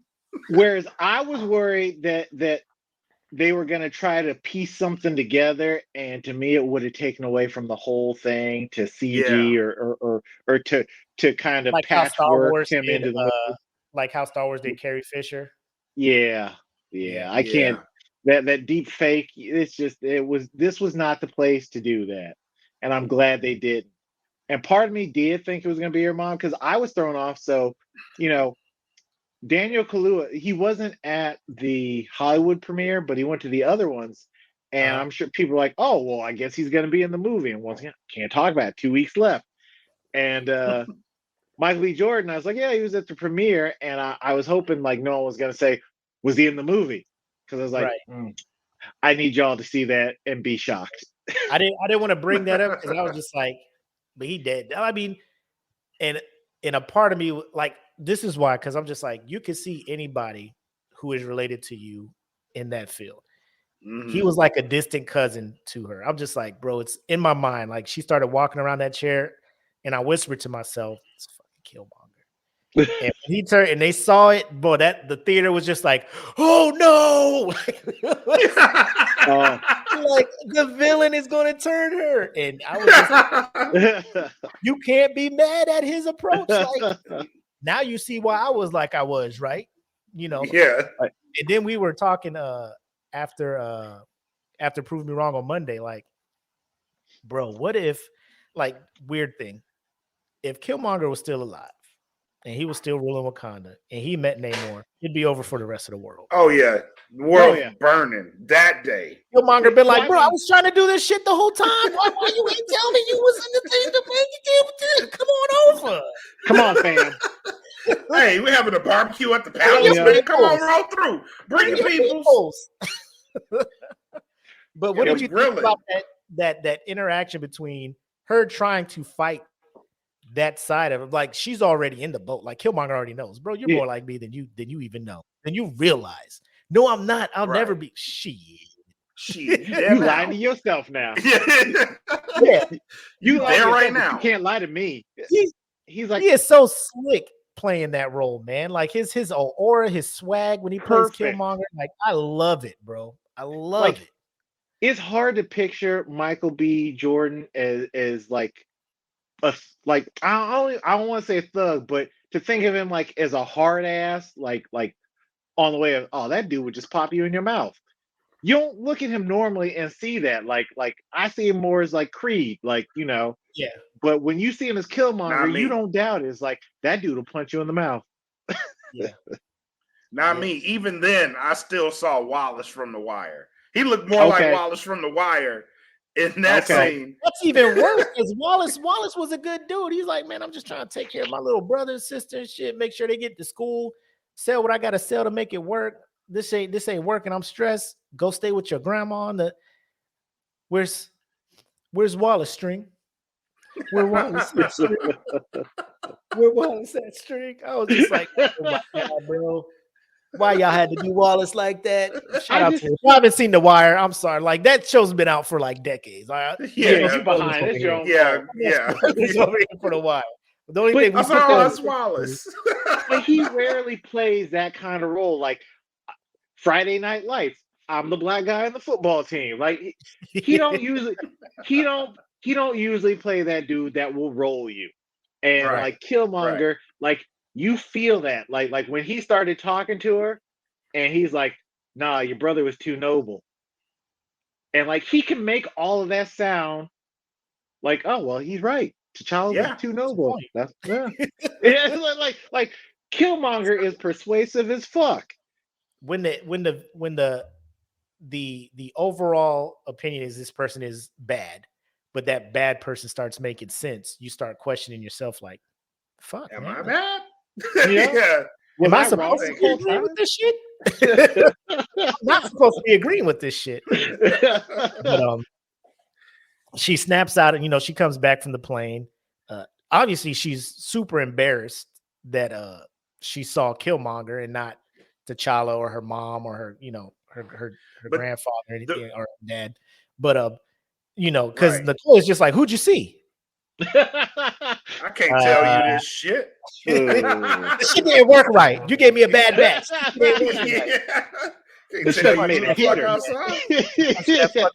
and that bitch flew to that wall. He's like, "Nah, that shit worked."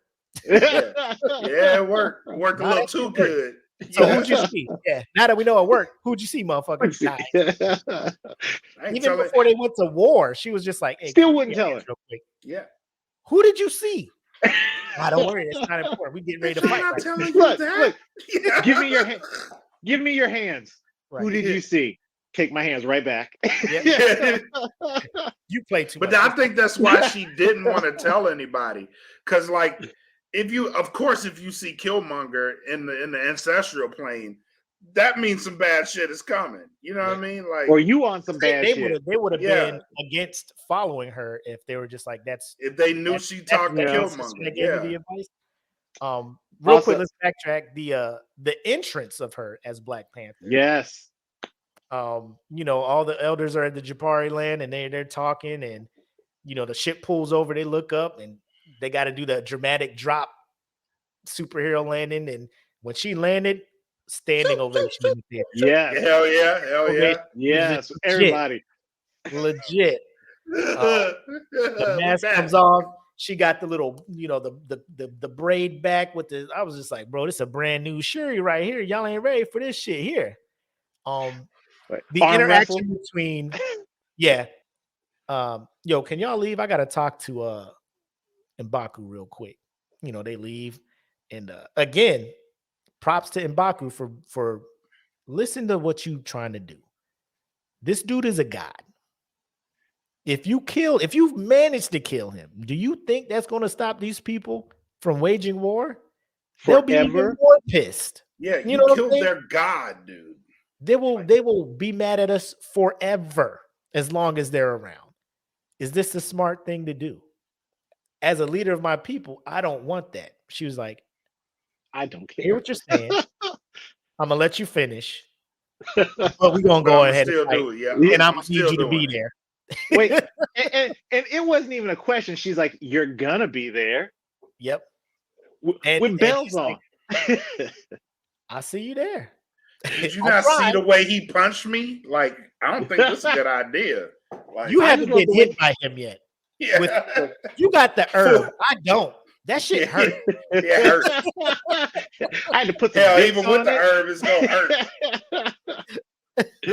I had to use some Wakanda home remedies, but my thing is, I love how well they wrote, how eloquently they wrote M'Baku for all his like roughness. The way he said it, he's like, they don't call him general, they don't call him king, they call him Kukul Khan. He is Yep. their god. Yep. And then like, what y'all think? Because we live in the mountains, we don't read books. Yeah. Yeah, we got Google up here too. Shit. So obviously it leads to the final fight scene between Wakanda and Zal Khan, and they hit him with that oop-de oop vibranium thing, and then they hit him with that sonic wave and all of that shit, and it's a pretty good action scene. You know, we see Yeah. Riri in her I guess her Mark Ironheart. 1, Mark Yeah. 2 version of Ironheart. Super dope to see that shit. We see the Midnight Angels roll through and do work. Yes. That was also excellent. Excellent. Nakia putting in work. Yes. It was just great all around. The plan to get him into the ship to start evaporating all the water and stuff. Again, like they had this thing planned out perfectly. And the minute I saw that motherfucker Blue Whale show up with the biggest basket of them water bombs, I'm like, that boat's gone. Wait. That boat is But gone. they did a Fortnite drop with that damn well. We about to wait. Wakanda came with a gigantic floating speaker, and she was like, "No, I got something for y'all. We got backup. Come on." Yeah. I was like, yo, this from what one of the like he threw what like 3 of them bombs at the window to get Ramona. I'm just like, fam, this is about to cause a tsunami somewhere, bro. This shit is ridiculous. But yeah, then they were up against the wall a bit on the ship, and I'm just like, ain't looking too good for the home team. But what did you guys think about the battle between Shuri and Namor towards the end? I think it was well done because now I had people complain. They're like, "Wait, where did Shuri even learn to fight?" And I'm like, "She is the princess of Wakanda. Her father and brother have both been the Black Panther. You think she ain't been trained? Wait, She don't Right. spar. Ghidorah? you think that she don't take a moment out to train, keep the skills up? But I like the fact that even dehydrated, Namor was still dangerous. Like I thought he think was that back in the water at first because that first speed punch, I was like, oh, y'all didn't get far enough into that desert. She was like, go to the desert. And that shit blew up on the beach. I was like, he fuck around and got back in that water. Yep. Yeah, He 10 feet away. You better stop him. But I think that when he stabbed her, I was like, get the stop. that was awful. That stab was so hard. I felt it. Like in my chest. Yeah. Jesus. And he turns around like, I need water. Yeah. He's like, I'm just like, if he gets back in that with your ass. It's I need over. some water. it's a wrap. Like she took that thing, which kind of allowed me to understand how the Talokan got up after getting stabbed because they actually ingested the vibranium. Right. She took in the herb. She was able to break the spear and heal herself to the point where she can still function and fight. So not I'm like, to mention her suit. yeah, Her suit patched I'm itself like, up. yeah. If they drank the shit, not the herb, they actually drank vibranium infused, and they got up and ran. She should be all right. But how it happened, because she had the super upper hand, and he just was like, spear, yeah, and pinned her up against the rock. I was just like, shit, that shit. I don't know how to get out of this one. But, for her to jump back in front and still use her brains instead of just her strength, knowing he was right there by the fucking thruster of that ship, and hit him with that Wakanda forever. I could get that dude a fucking bacchiotomy. Yo, Canned his backside. Wait, bro, and then having her mom come to her and be like, show him who you are. And bro, I was like, if T'Challa has a voiceover, if they play any voiceover from T'Challa, like, she would have to go 8 and win somehow. Like, you can't not have her. Like, I was just like, you have to win, Shuri. Like, you have to win. I don't know how you're gonna do it. You have to win. And she came back and she could have easily killed this dude. I thought because how Marvel has had the opportunity to use very well-known villains or antagonists and do great things with them and drop the ball with them, i.e. Right. Taskmaster, Right. Gore, God Butcher. Like it's one of them things where you have the ability to just fully go in on these antagonists, and you don't, for the sake of the movie and the MCU and stuff. I get it. I was like, he's not going to yield. You're going to have to kill. It's going to be like one of those things where I don't want to have to do it, but you got to do it. But it also harkens back to Civil War, where he could have killed Zemo. You know what I'm saying? Right. It's just like, nah, there's a better way to handle shit like this. Right. And she said his exact line that he said to Zemo, like, vengeance has consumed us. Yep. I will not be consumed anymore. Right. And I was like, beautifully done. Beautiful. Yep. But great callback. I would have laughed if after hearing show him who you are, she had whooped his ass though. Yes. So he yields, they go back. It's this weird thing. They show up on the ship. He's just like, Talokan, wrap it up. Whoop, whoop. We heading back out. Instantly I knew Atuma and old girl would be like, Namora. Yep. So you just gonna be a little bitch, huh? You just gonna be a little bitch. Because they trying to get this dude to do some shit, but at the end they more kind of uses, rationalizes it. It's just like, think about it. They're gonna need us. Only ally. They have no other allies. Outside of old buddy who got arrested by his ex-wife for. Okay, who else was like when there's like apologies for our marriage? I was like, whoa, hold on, your ex-wife is who? Me, 100%. Yeah, I was like, man, y'all intertwining everybody together. And I'm here for this shit, man. Ross, that's his name, Agent Ross. Yeah. But let us get to the part. I think everybody here, and I think everybody who's watching, they knew the tears were going to come. She goes to Haiti after it's all said and done. Visits Nicoya. Nicoya is just like, bro, let me set this thing up. She's like, I'll do it myself. And she finally burns her mourning robe. And it's just flashbacks of T'Challa.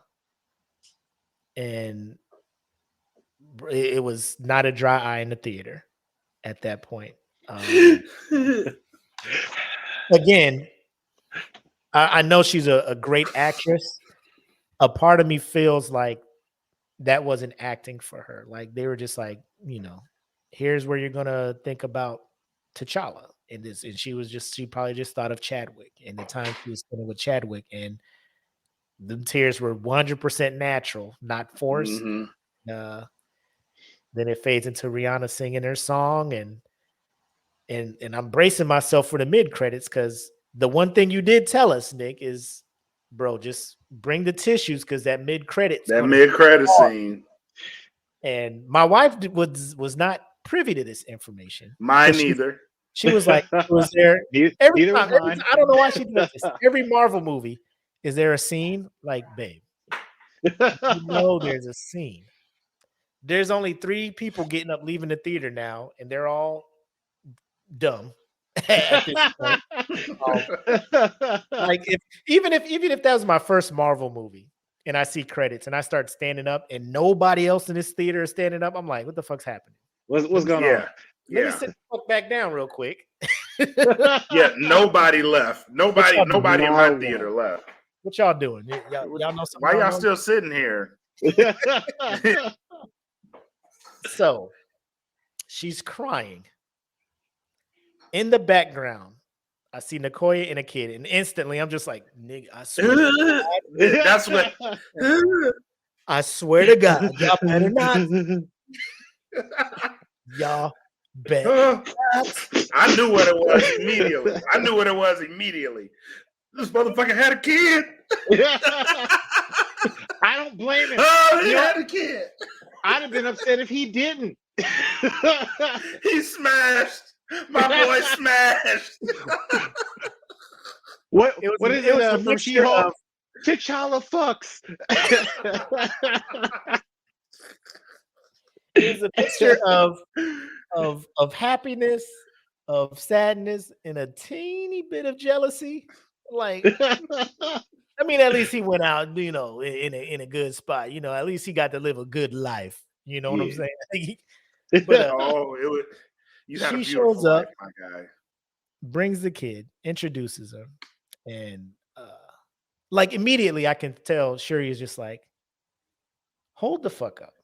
You over here going through all this bullshit. I'm thinking I lost my brother. There's nothing left of him. All this stuff. I lost and I had a nephew here. My brother's child has been like, I could tell there's a part of her that was probably wanting to be mad with all of this, but Nicoya very well explained what the fuck was happening, why she wasn't in the loop. And I agree with Shuri being like, did my mother at least get to meet him? She's like, oh yeah, your mom knew. And I bet a part of Shuri was just like, was I the only motherfucker not know? What didn't dawn on me until the second movie, remember, she was ignoring Nakia's calls after the funeral. Like, it's like, oh, Nakia is calling for you. Skip. I was like, you could have known earlier. Yeah, true. But so then he talks and introduces himself, and she's like, nice to meet you, and he was just like, that's just my Haitian name. And I was just like, don't do it. Don't you do it to me. Don't she's you like, do my it real to me. name is T'Challa. That was the T'Challa. Part. T'Challa. That is when the cry got mixed with that gut punch noise. I couldn't hold it. I couldn't hold Yeah, it. me neither. I had it was like, oh, Yep. Oh man. oh. Oh my God. And that was the one I made it through the whole movie. Like I was like, all right, man, that was emotional. They almost got me. And then when that little boy said his name, I was like, oh fuck y'all. My name is Prince T'Challa, son of King T'Challa. Had to cover my mouth. I was like, everybody loved your daddy. Yeah. Oh, You man. will be a fine warrior one day. And so then, happy. and you know, I searched the phone. I do a quick Google search. Is there an end credit scene? It was like, nah, that's the only one. So I'm just like, we Let's could get the leave, fuck but I out. didn't want to leave because I Yeah. had to get the rest of the shit out my body. You know, like You I wasn't ready can't to walk just out get the up and bounce. theater Like right with after that, you just want me to get tears up and and walk snot. out? Yeah, and then as the credits are going, I look over to my wife and she's like got her nighttime mode, trying to take a picture of me crying and shit. And I'm just Don't you do that? putting that shit on the internet. I turned just in time. She over there trying to be slick with it, like, what the hell you trying to do? Hey, this is a thug moment right now. I That's need how- these tears. You know what I'm saying? That's how you know y'all been married a while. My girl's over there just bawling her eyes out, Yep. not even thinking. Your wife's like, I got you. I knew got he was his gonna be a ass little now. bitch. Yeah. Be a little bitch in here. No, I told my wife beforehand, I was like, look, listen, tears are going to be shed in this movie theater. Mhm. You know what I mean? That might have helped me out in the end because she wasn't trying to take pictures of me, but I forewarned, like, look, listen, this is going to be emotional for me. I'm going to let these tears flow. You know what I'm saying? Just let it be. Let me be. I'll be all right. And she crying too. So that helped. Look, My wife, if you didn't have, but she that mid scene ain't hit her like it hit me. Like I don't know how. I don't know if because she's not. So like she'll watch MCU movies, but I don't think she's like invested in them to an extent. Like Right. she'll go because I want to go, and some of them she'll go because I think she wants to follow the story and shit. Because she was super hyped for Endgame because she was like, bro, I watched all 22 of these other movies. I'm watching the thing. I'm invested at this point. Yep. So she's in the train with me, but I don't know how. I don't know, but that mid scene, like you could tell, like her eyes, you can tell she was crying, but she ain't had no it was none of that. So she's stronger than me, but that shit hit me. Boy, gut punch. I couldn't breathe. It was like getting hit in the stomach and you trying to get your air back. Like I'm just Ryan, like I know he directed it, but the writers, Jesus Christ, man, like props to them for figuring out how to make this movie happen without T'Challa, without Chadwick, and making it a good movie. You know what I'm saying? Like making it this cinematic experience that was amazing to me and to, from what I can tell, a whole lot of other people. Right. And this wasn't a level I was expecting. Like I was like when you first hear they're making the second movie, they're going through with it. I'm like, how good is it gonna be? I mean, he was the focus, and I was like, and to put together a movie that was not only good but on the level for different reasons, but also emotionally and action, and it's a comic book film. I think they put a lot of things that don't normally go together to make this film happen. Right. For me, it was the fact that they made this it was a tribute movie in a sense, but it also progressed the storyline. And then in that, you had other stories still building in this movie. So you have the direction of Ironheart, because we know that there's going to be an Ironheart. And that led them. And I love that this was her first appearance in the MCU. And it played such a critical role in the movie because, yeah, she is smart. She's going to be Ironheart, but she played a very big role in what happened with Wakanda overall. So in the grand scheme of things, that makes her a very important character. So it made me more excited for when she comes out with the show. So I want to see how they incorporate what happened in this movie into Ironheart, because Wakanda's going to be involved in some form or fashion. So that made me excited for it as well. But just the story they told and how they progressed everything. And I'm pretty sure this is going to lead to something bigger down the road too, because they said the Black Panther will return. So will Shuri be involved in the new form of the Avengers? Because that has to take shape too. So a lot of good things coming out of this movie. Agreed.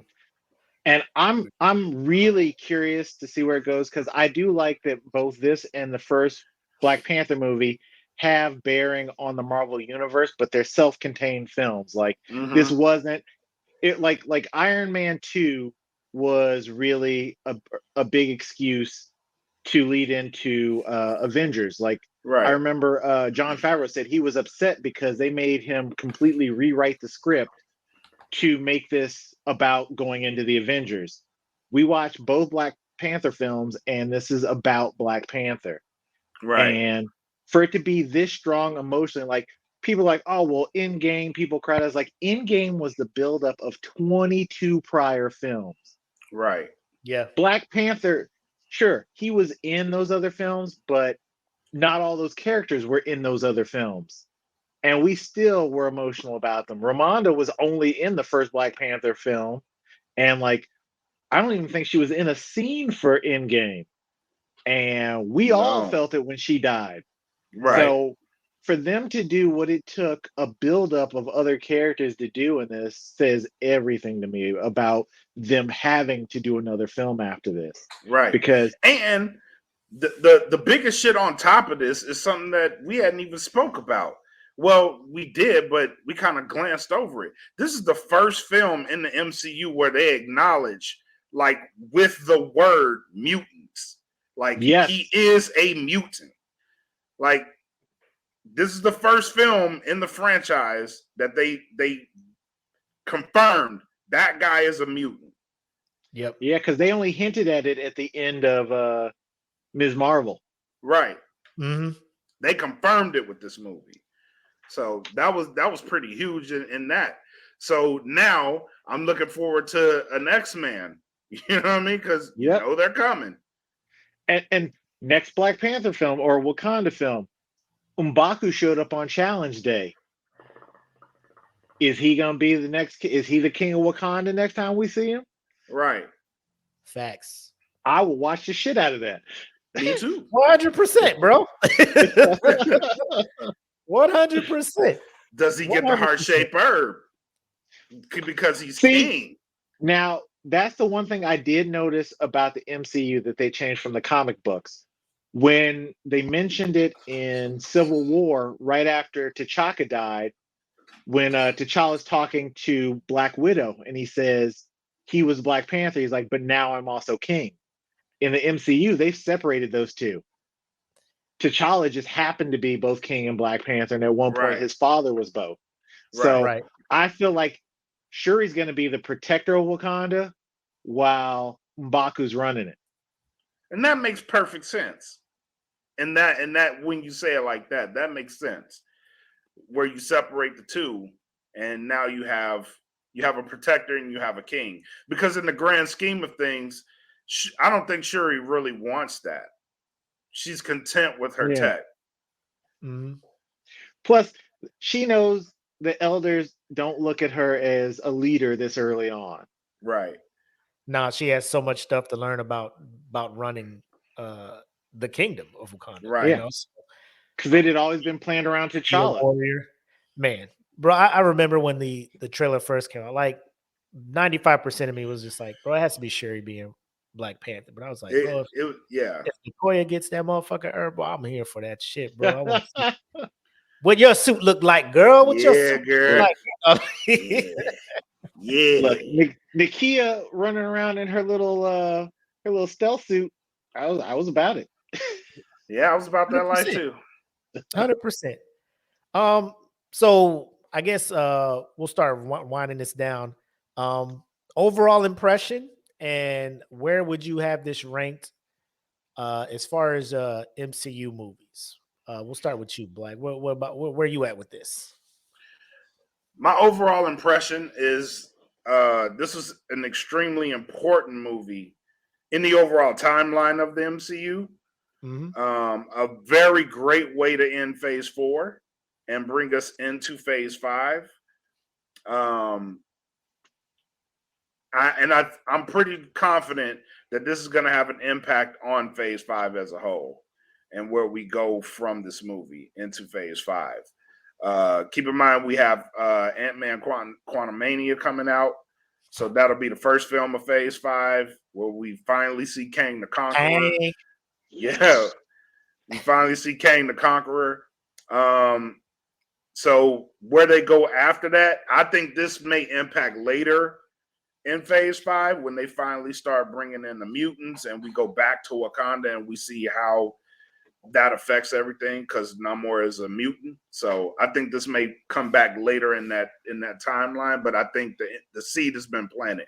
Just like Loki and WandaVision planted those seeds for where we are now with Quantumania, we may see this come back around in the timeline. So I'm very positive on this movie and how it impacts the universe. Where I rank it, It's tough because right now you're emotional about it. yeah, it's tough. After watching this movie, I'm going to make a bold claim. After watching this movie, I slid Captain America, the Winter Soldier, to number 2. This is your number one movie now in the MCU. Yeah. All right. All I right. can feel that. All right. What about you, Nick? Where you at? So this is kind of tough for me because I have a top 5 and it shifts depending on how I feel sometimes. But I mean, the first Black Panther, originally Captain America Winter Soldier was my number one, like when it dropped, because I was like, that wasn't just a good superhero movie. That was a good movie. Like, yes, if it hadn't been about Captain America, that still would have been a great spy movie and everything else. So that ranked really high. Then Black Panther came out, and that took my number one because not only was Black Panther one of my favorite characters, but just the representation and the fact that you can't say that this movie was just a woke moment. This movie had bearing. It had purpose. It wasn't, and on top of that, what it did for the film industry and for people of color in movies. So it's not just that it was a good movie to me, what it represented. So with that said, I have to put Winter Soldier down to my number 3 now, and Wakanda Forever is my number 2 because number 1, like I said, Black Panther will always have a spot. That movie was the first time I left the theater going, I get it now. Like when you look at Batman and stuff, and you go, oh, I'd like to be Batman. That's cool and all. But to see someone who looks like you representing everything that's good and justice and everything else, that feeling, I didn't know what that was like till that movie. So that's my number 1, just based off emotions. That said, Wakanda Forever is going to be because I did not think I would have that kind of emotion in a comic book movie. Like, I knew we were going to feel some stuff, Chadwick passing, funeral, but overall that movie, like, it wasn't just them playing on his death. Like, they didn't just constantly go, well, what would T'Challa have done? The characters were developing. We got to see Wakanda develop. It had so many parts that just sit with me. So I was like, for that, it's now my number 2. I think when we did our original rankings, I had Black Panther like 7. I gotta go look, but it was at 7, and like this was 3, 4, like about 3.5 years after its release. Like, if you would have asked me within the first year and a half, my favorite, it would have been Black Panther easily. For the reasons that Nick mentioned, but going back and rewatching them in chronological order and stuff, I felt a couple other movies stood out more to me, but Black Panther even though it's not number one or in the top 5 for me, it's still a very important movie and a very, a movie that I will always sing the praises of. This movie, like I would have to sit and look at my list. It would have to move in the top 3. Like I got to see where it would shift, but it would have to be in the top 3 based on a lot of stuff what Nick said. And we kind of talked about it in the chat. I love how it's connected to the MCU, but you could take the rest of the MCU out and just have Black Panther and then Wakanda Forever, and just have those be its own standalone series, like how they're trying to do Batman in the DCU or the DC. Just Black Panther and Wakanda, because like no other Avengers showed up in Black Panther. You know what I'm saying? Yep. And none of them all showed up in Wakanda Forever either. That's why I liked Winter Soldier so much. It's because it's just Captain America. Like Natasha showed up, but it wasn't like Tony Stark and Thor and everybody else came to help fucking take down Hydra and Shield. It was just Captain America and them, and I love that it just focused on developing him and his whole evolution of America's great. And then he's just like, fuck are y'all doing with these hover ships? Y'all just gonna kill motherfuckers just because they don't agree? And like, I don't like this. Like, y'all fucking with people's freedoms and shit. And everybody was just like, well, if you stay ready, you ain't got to get ready. And he wasn't about that life. And that's why Captain America's my favorite character on the Marvel side. It's just like a lot of people will make the jokes like, well, why didn't he stop slavery? Why didn't he do, civil rights and all? I'm just like, bro, it's, like I get it. The 40s racism was a thing, but like he's trying to stop a fucking international superpower from nuking the fucking country. Like he can either stop them from nuking the country or, protect Martin Luther King so he can be nuked by this fucking country. Like it's powerful. It's weird. It sounds fucked up, but it's just like, do I stop the Nazis or do I stop America from being racist?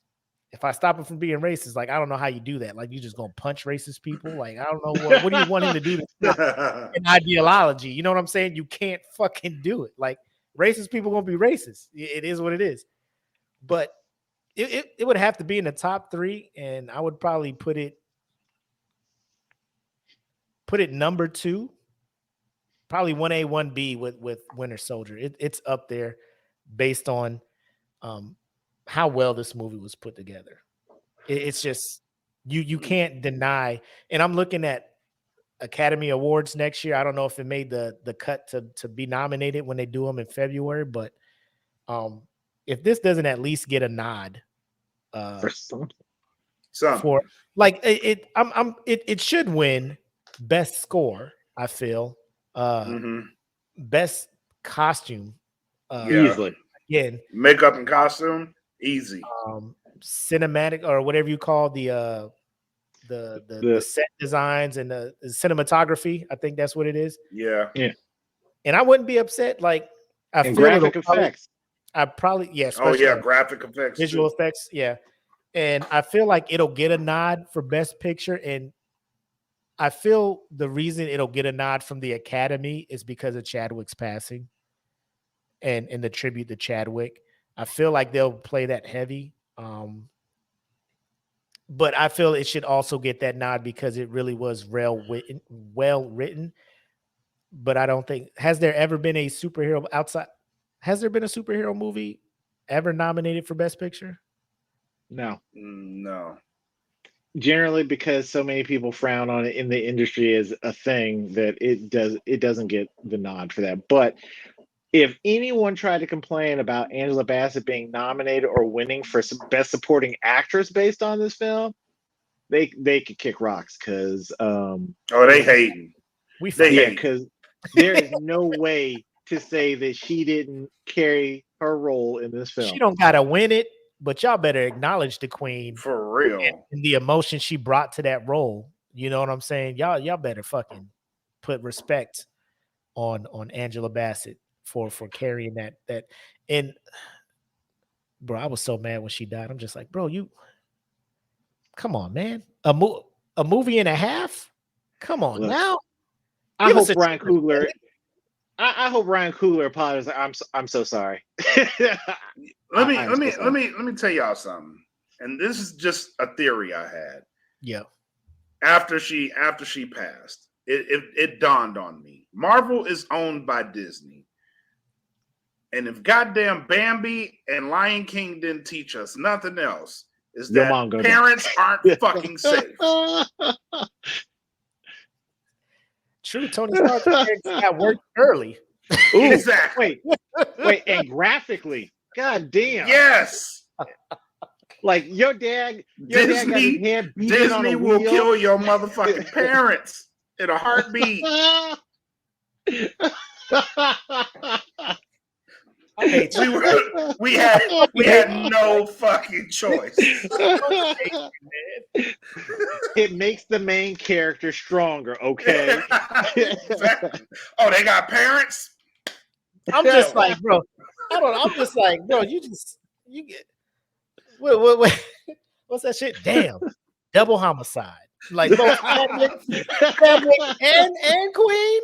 Come on, bro. What you doing to me, man? Ooh. What you doing, Ryan? Oh shit. But yeah, man. It's a. I can't sing the praises of this movie enough. For those who have watched it and are listening to the podcast, and hopefully, if you're listening to this, you've watched it, because, bro, we fucked this whole movie up for you. If We you gave haven't. everything. And if you did, it's your fault, because we said spoilers. We was promoting spoilers all week. Like, spoilers, do not fuck with this if you haven't seen it. But it's an amazing movie. I'm planning on, because it was just me and my wife watching it the first time. We got to see it again. We taking the kids, so I'm about to see my daughter's super emotional and shit. So I know she finna be Up in the feelings. Oh my god. Oh, and I'll be right there. I know, baby. I know. I know it. Oh man. But dude, Nick, it was great having you back on again, man. Yes, I would sir. not have wanted to break this movie down with anybody else. I appreciate you joining and sharing your thoughts and stuff like that. Real quick before we leave, I know this wasn't planned. Where are you ranking Namor as far as Marvel antagonists in the MCU? Honestly, he's easily in my top 4. And so it's hard to rank Marvel antagonists on the fact that, like, Marvel will flip them, like with Loki. They will have, like, oh, he's a bad guy, but he's not that bad. Killmonger still is Killmonger's my number 1 because of the fact he may have been doing some crazy messed up shit, but his motivation, so much sense. his motivation. I mean, like, damn, you shot your girl to get this mission done. I've killed our people across this continent and others so that I could get us to this point. I was like, the conviction is crazy, but the message. And same with in the Namor. Navy SEALs, they're like, man, this guy's a go-getter, man. He's You know, you have no idea what his plan is. Yeah. And then it got cemented even further in the What If series when it showed what if Killmonger had saved Tony Stark. Yep. By the end of that, I was like, that cemented him as my number 1. So I will put Namor probably going to be somewhere 2 to 3, like, just in the fact that his whole motivation was, I got to keep my people safe. Yes. I have seen the horrors of genocide and slavery up close. Y'all know what it sounds like. Y'all have heard history. I saw that shit.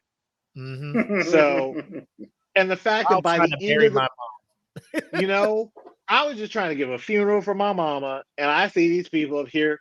They're whipping motherfuckers. You know? So we burned down the plantation. And who hasn't dreamed about burning down a plantation? It's like, this was easily the worst day of my life, and I had to make it better. You know, like all of us were in the theater. None of us felt bad that 8-year-old boy burnt down a plantation. No, not at all. What? There was no booze. There was no nothing. Namor. It was just like Namor, if you go further north, there's more plantations. There's a whole country of people doing the exact same shit. Just if you march hate on up there. slavery, I got the place for you to go. Yeah. He could have freed everybody. Yep. But that said, I'm actually gonna have to put him. Yeah, he's gonna have to be like 2 to 3 because motivation wise, and the fact is, he is a true antagonist to me in the way of it's not easily put down as being evil. Like he did some fucked up shit. He killed Ramonda, but that also made him a man of his word because he said he was gonna do that shit. He did. Yep. He was like, "Look, man, either y'all roll with me or look, I'm gonna go kill them, and when I come back, I'm killing y'all." And then y'all tried to play me, so I guess I got to come back and kill y'all. Cool Khan does not fuck around. I also want a shirt that says that. So yeah, I'm gonna give him a 2 spot. 2? All right. What about you, Black? I'm going to. So for the same reasons, like Who's your one? I think Killmonger. Okay. Yeah, you can't disagree. I did not disagree with Killmonger, honestly. I was like, With anything yeah, he was doing? With anything he was doing? Black no, like, because I'm he plan. had his reasons. He Man, shot was- his girl to get into Wakanda. I mean, hey, look, listen. You Girl ain't in the had nothing to fucking do with way, my girl. Girl just met him in a club. Hey, you in And the Black way. just like, hey, Thank it is what it you. is. Hey, I'm trying to kill dude. He got you. Look, Well, my choice is when you- easy. He wasn't when you trying to said you kill was- dude. He aimed when right you- for her. when you said you was Killmonger ride don't or be die, Yeah. you already rode. You knew what you signed up for. Yeah. You knew what you signed up for. We at Like- the die part. Yep. We here now. You rode. It's time to die. My bad. I love you. See you in the ancestral plane if you get there. I'm gonna put a statue up to you. Yeah. We're gonna put you up as a statue. Yeah. But yeah, Namor number 2. He's number 2. And it's because I had the same energy towards him. Like, and eventually, like I said earlier in that movie, he knew he had to cross a line. He knew he had to do it. But in order to maintain his word to his people, he crossed the line. And in my brain, I'm like, yeah, I get it. Because you don't want your people, you rule these people, you don't want to have a problem with your own people. And they think that what you're doing is going against what they believe in. And again, that goes back to the bad guy is the point of view that you're looking at it from. Because he went up there to make peace, and you could have easily seen the Wakandans coming in there and killing one of their own as a form of betrayal. You could have easily seen it from that side and be like, that's betrayal. The man was going up there to make peace. Like, y'all got to get this back. Right. Like, we gotta go burn Wakanda down for this. Because they came in here and killed one of our people. We didn't invite them here. So, yeah, easily number 2. United States was the antagonist. That is fact. Exactly. So was France. So was France. Yeah. We're going to do it, and we're going to make it look like Wakanda is fucking up the world.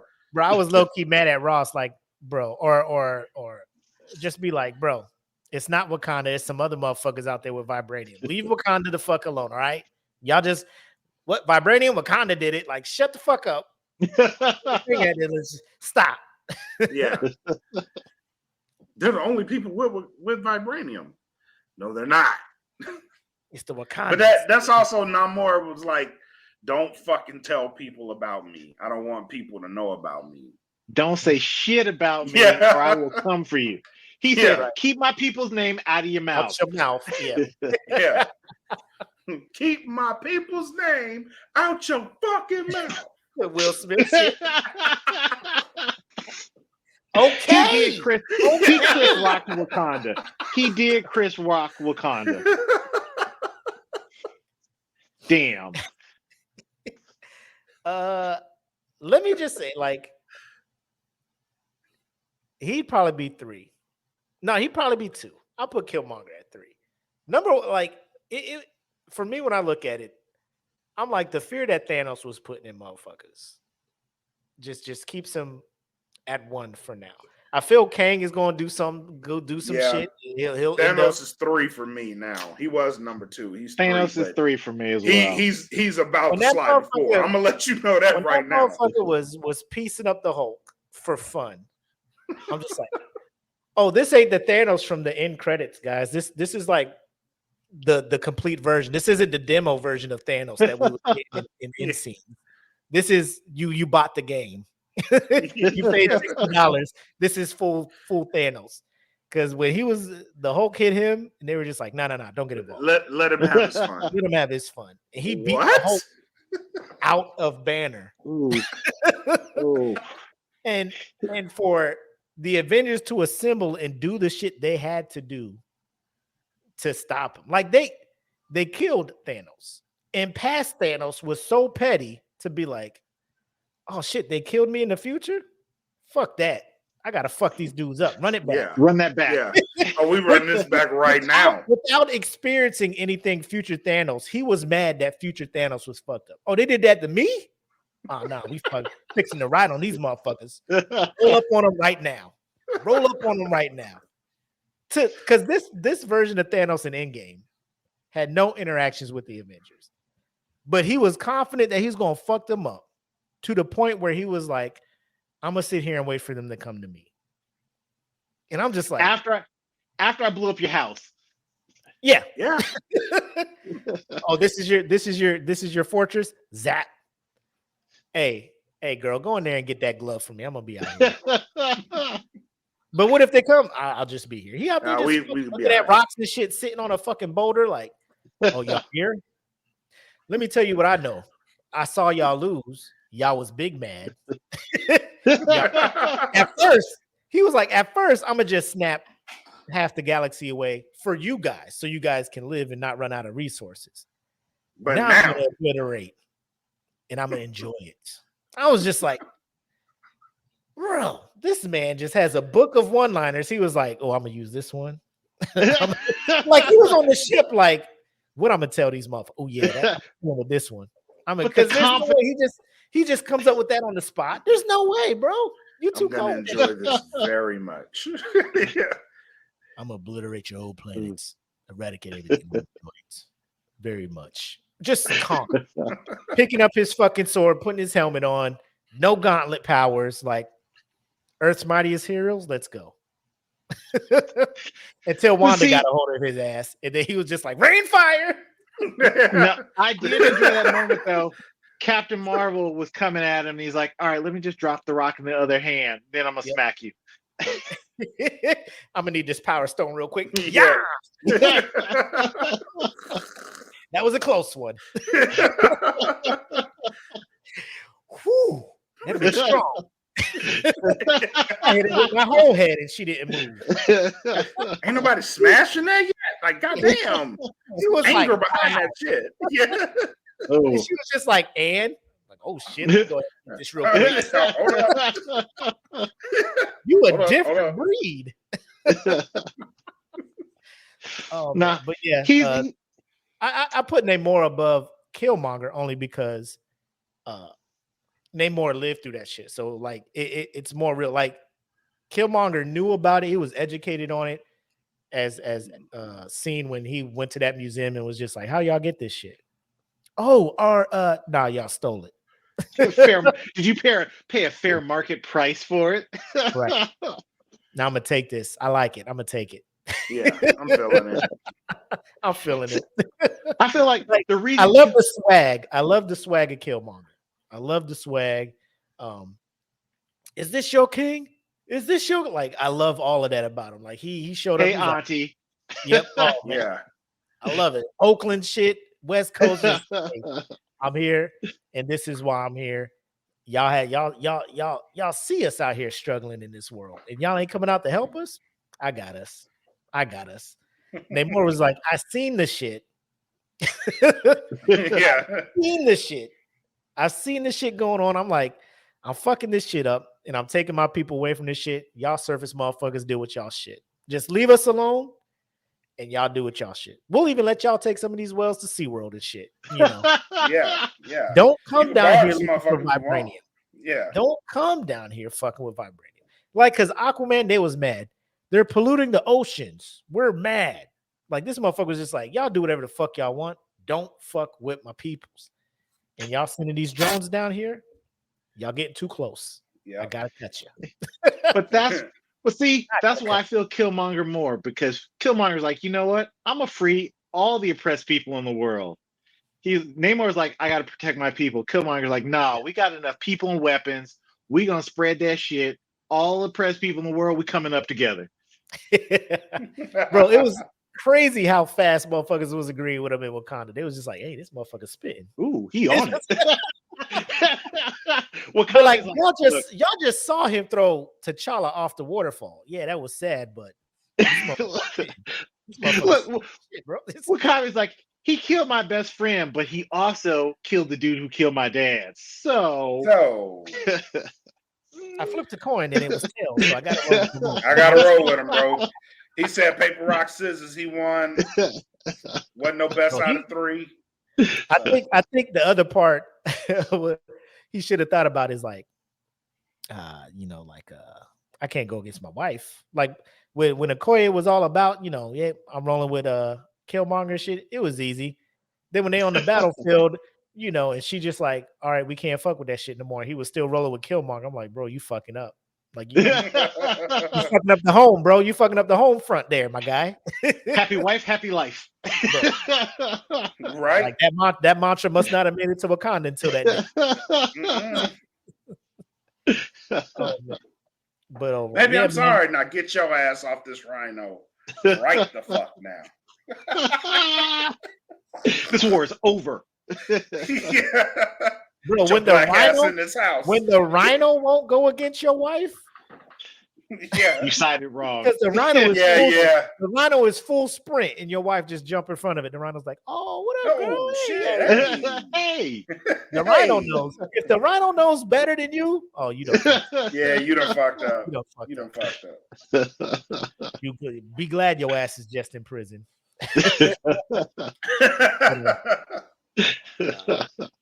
Dope ass show, man. Great review. I knew this show was gonna be dope after watching. I was waiting on this show. Yeah, I was waiting on this show. Yeah, all week I was like, I can't wait till Friday. Appreciate you joining on, man. Again, everybody who's listening or watching, just let them know where to reach you at again. On Instagram, it's Converse_Ninja.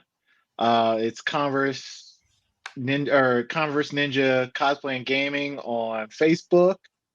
Once again, I appreciate you guys having me on again. I mean, love everything you do. Love the group. Right. If you guys aren't on Facebook in the group, y'all need to join, because that's where I post all the shit I can't show my family. Like, oh, this meme is fire, but I can't have my mom see this. I know I'm posting it. Hey, we'll keep that in mind for when it'd be like a new member wants to join and it'd be your mom or something trying to join. Be like, nah, you can't. Yeah. With all due respect, ma'am. Look, I had to shape up what I was posting when y'all added my girl. Be like, hey, just to let you know, Nick is a different person in here. He's still cool. He's just a little wild in here. Is all we got to do. A little bit. But no, yeah. So I know last show you were like trying to get to the Quantumanium in February, thinking about doing a Kane cosplay. Keep us in the loop on that, man. Let us know what we can do to help to get you there. When I and if you get blessed with the invitation to the premiere, me and Black were talking. We'll try to like fly out to where it is. Obviously, we won't be on the carpet, but you might. We would just want to be able to, like, after the thing, wherever you're at, just meet up and just get your reactions right off, right Oh, after. I Right. would be down as fuck for that. All right, bet. I can't wait, If man. you get it, man, just let us know and we there. Like I said, New World Order. Oh, can't wait for You that. got to be on that carpet because Yeah. I know that's you got the pictures and everything ready on deck for that. already. Bet. Hey, we'll try to bring Deontay and Will with us too, man. Get a full SNN smoke. That'd pit be type thing. awesome. Yeah. Because I owe them. I didn't get to do the last podcast, and tomorrow we have for Jen's group, the Super Ladies. They're doing a geek gala, and so in fact, you've seen part of what I'm wearing there tomorrow. So I owe them one. Nice. Hey, we got to reach Nice. out to Jen and get her on here too, man. Share her experience, talk to her She'd be about her down. cosplay journey and all that stuff, and Yeah. get to know about the Super Lady Foundations and stuff like that. So it's been something I've been meaning to do. Me and Jedi was trying to get that together, but then COVID and all the crazy shit started Yep. happening, and everybody's life got turned upside down. But everything's straightening out. So we'll get that figured out, man. We want everybody to get a chance to come on here and Yeah. share their story and stuff, man. So cool, man. Damn, episode 91. Legendary episode, man. Legendary Yes. episode talking about a legendary movie. I'm going to go ahead and put that on record. You can put that in a time capsule, take this up 40 years later, and prove me wrong. But this movie is that good. It's just that fucking good. Again, man, appreciate you coming out, spending time with us. But I was about to say it's late, but you over in Arizona, it's like 8:30 over there. So you still got your whole night ahead of you. Yep. All right. Well, once again, like I said, thank you guys. And anytime, I will gladly be back on here because this was awesome. Appreciate it, man. Nice. Thank you, man. Appreciate it. Have a good one, bro. You too. All right, man. Wakanda forever. Wakanda forever. Peace, man. Take care. Peace. Man. What a review, man. Yes. What a review. To dedicate a whole show to a review. That is dope. And I'm glad we have the freedom to do that. We're not constricted by time. We don't have nobody telling us what we can and cannot do over here on DFPN. If we want to do a goddamn 2-hour review on a movie, we can fucking do that shit. You know what I'm saying? Yep. And I love it. I love it. I love that we can. Shit. So yeah, let's go ahead and we're over to 2 hours, but I don't give a fuck at this point. We could probably do it. Nah, it's only 2. Man, they're gonna get this whole. They're gonna get the full 2.5 this motherfucking thing. But let's get into final shots, man. What do you got for the people before we call it a night? So I know we had the DFPN meeting. I'll just go ahead and announce it here. Look out for 2 new podcasts coming to the network that we're very excited about.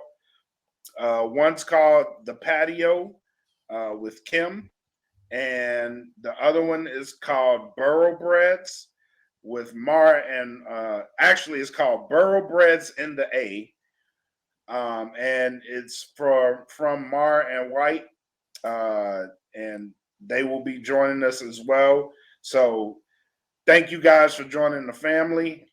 Look forward to all the shows that you guys put out. I'm very excited about the shows. They just had a show last night. So once we get their intros and stuff, and we'll introduce them properly. But I do want to give them that acknowledgement. Shout out to the Saturday Night Nerds. Make sure you guys are tuning in tomorrow for them. Yeah, man. Shout out to E. Smitty and his E. Smitty and friends. They're doing the show tonight. Conscious Rhyme, the hip hop chief, is there. He's also on that set list. So I hope you guys are fucking killing it right now. Hate that I couldn't be there, but I know those guys are putting on. If we could squeeze one more show in before we take our holiday hiatus, I would like to have Conscious and E. Smitty on to talk about that night. We can squeeze that in. Bet. We can squeeze that in. Bet, because I know I want to talk to them about that night because that's a dope thing that they got to do. Yep. And then And we'll DJ try to- 110's there too. So oh yeah, let's bring them all on. And Yeah. then we'll introduce the new members of the fam. We'll try to get them on. We want to do them justice. Yep. Here on the Smoke Pit, like I said, as a part of the DFPN brand, the Deaf Feeling Podcast Network, we want to show all our people love, man, and we want you guys to get to know them because it may be a show that's something that interests you, and we just want to introduce these guys to you and let you guys talk to them in the comments and stuff, see what they about, and if you rock with them, man, go ahead and follow them and stuff. Yep.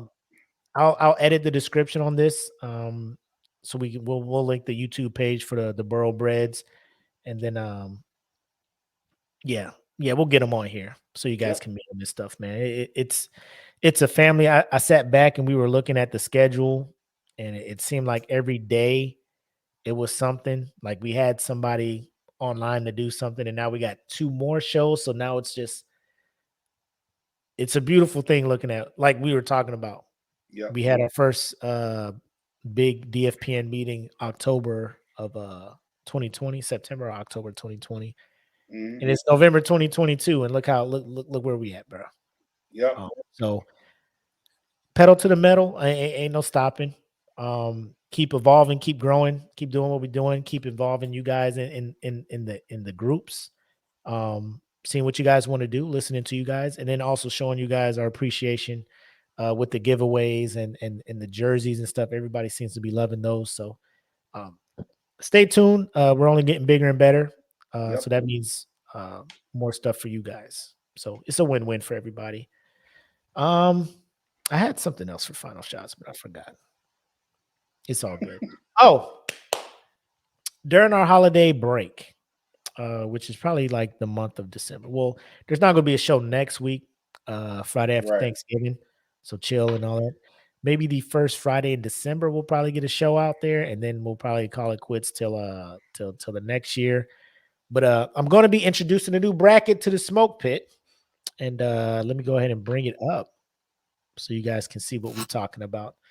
So remember when we came back from our holiday break this year? What's the bracket we got into? What did we get into? The best Michael Jackson song, right? Yeah. Where are we going with this? I have created a new bracket. So there's been a slight back and forth, right? Of who is the more influential artist, Michael Jackson or Prince, right? So people be Michael Jackson. I think a majority was Michael Jackson. And then you got some people be like, y'all sleeping on Prince. I'm in that category. That we're sleeping on Prince? Yeah. Okay.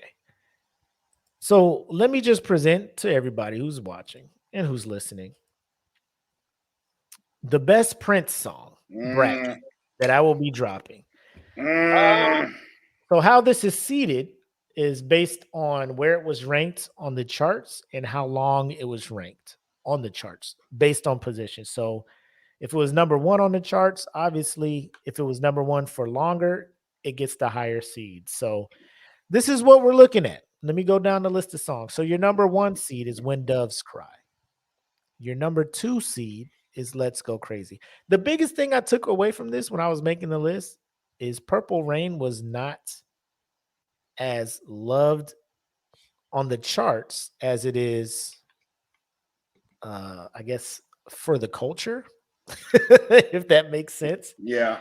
Your number 3 song, you got Cream. Number 4 song, you got Kiss. Number 5 song, where you at? You got Bat Dance. Number 6, you got The Look. 7 is Purple Rain. 8 is Raspberry Beret. 9 is Most Beautiful Girl in the World. 10 is Diamonds and Pearls. 11, Sign of the Times. 12, Little Red Corvette. 13, Thieves in the Temple. 14, 7. 15, you got Pop Life. 16, Delirious. 17, I Would Die for You. 18, Alphabet Street. Underrated. I Would Die for You. Yeah, that song's so underrated. Yes. I agree. 19, you got where we at 19? Never take the play. I just abbreviated that. 20, I want to be your lover. I'm just like, bro, how is this? How are the songs that I automatically be like, boom, that's a Prince song, not higher up in this seating based on where they were in the charts? And then like 1999 is the 21st seed. You know what I'm saying? Like that is a song everybody fucking knows, Yep. and it's number 90 or number 21. And then number 22 is I Hate You. So it's 22 songs based off of that. So that is what I'm going to be dropping. And that'll be going through. We'll do it the same way we've been doing the other brackets. We'll put the initial round out there, give it a week of voting, update the bracket, do it that way. So when we come back in January of 2023, the first episode will be breaking down This and reviewing bracket. this Prince song bracket. So that's what we're looking at for the next year, first podcast of 2023. But we got a couple other things in there.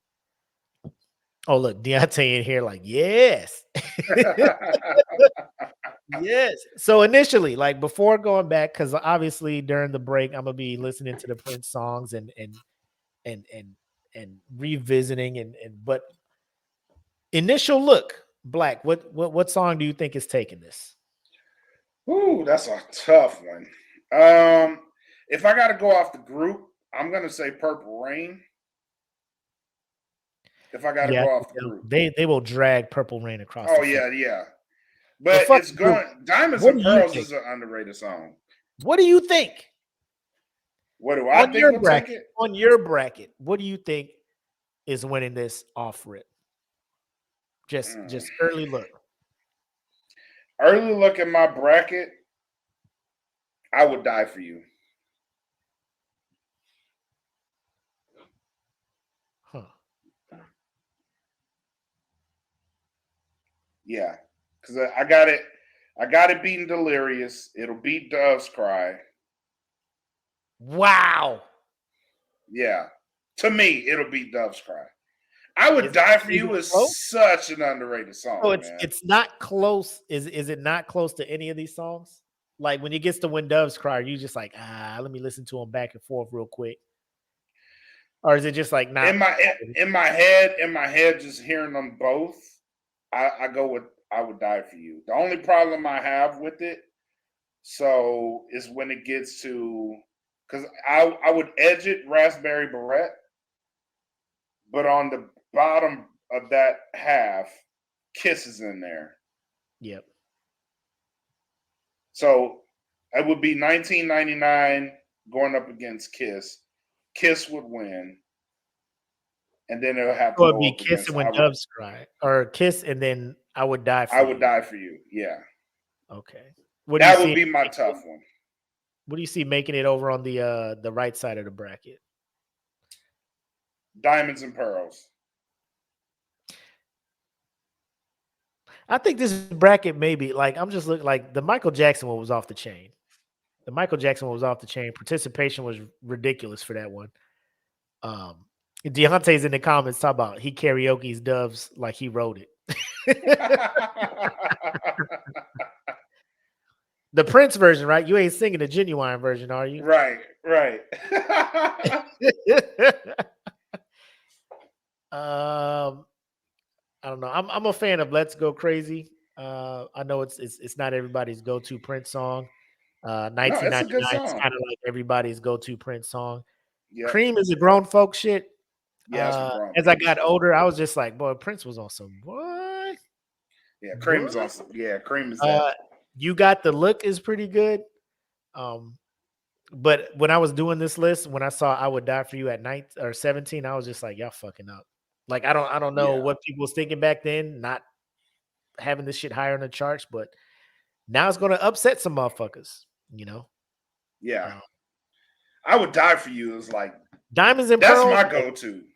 The instrumental for Diamonds and Pearls is hell yeah. Once you hear that shit, oh my god.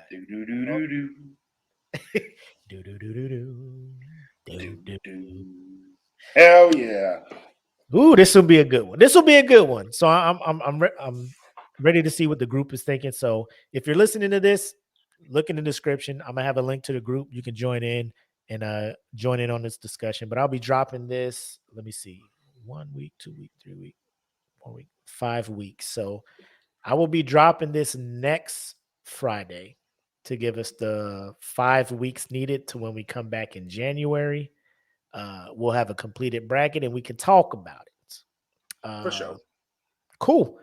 All right, man. So with that being said, episode 91 of the Smoke Pit, banger, legendary, probably one of the best episodes we ever done. Yes. And I stand by that. I guarantee. I'm in agreement. I'm in agreement. What's that, Blue Magic? I stand by it. I guarantee it. I stand by that. I guarantee it. Huh? Huh? Fucking Black All-Star there. But with all that being said, we'll go ahead and wrap this up. As always, you know I'm the homie Mac, aka your boy. And I am bred like a king. Made this Kelvin Kaylee. Thank you guys so much for tuning in to episode 91 of the Smoke Pit. Until next time, you guys have love, make sex. Peace. Peace. Welcome to the Smoke Pit. It's Friday night, come and take a load off. Come sit in the smoke pit. It's time for us to show off. It's been a long week, come relaxing, get some laughs in, and let's talk about these brackets. And while we at it, tell me whose man's is this? Cause I got questions, I'm hoping you can answer it. Get ready, cause you know we gon' talk a lot of shit. It's Mac and Mac.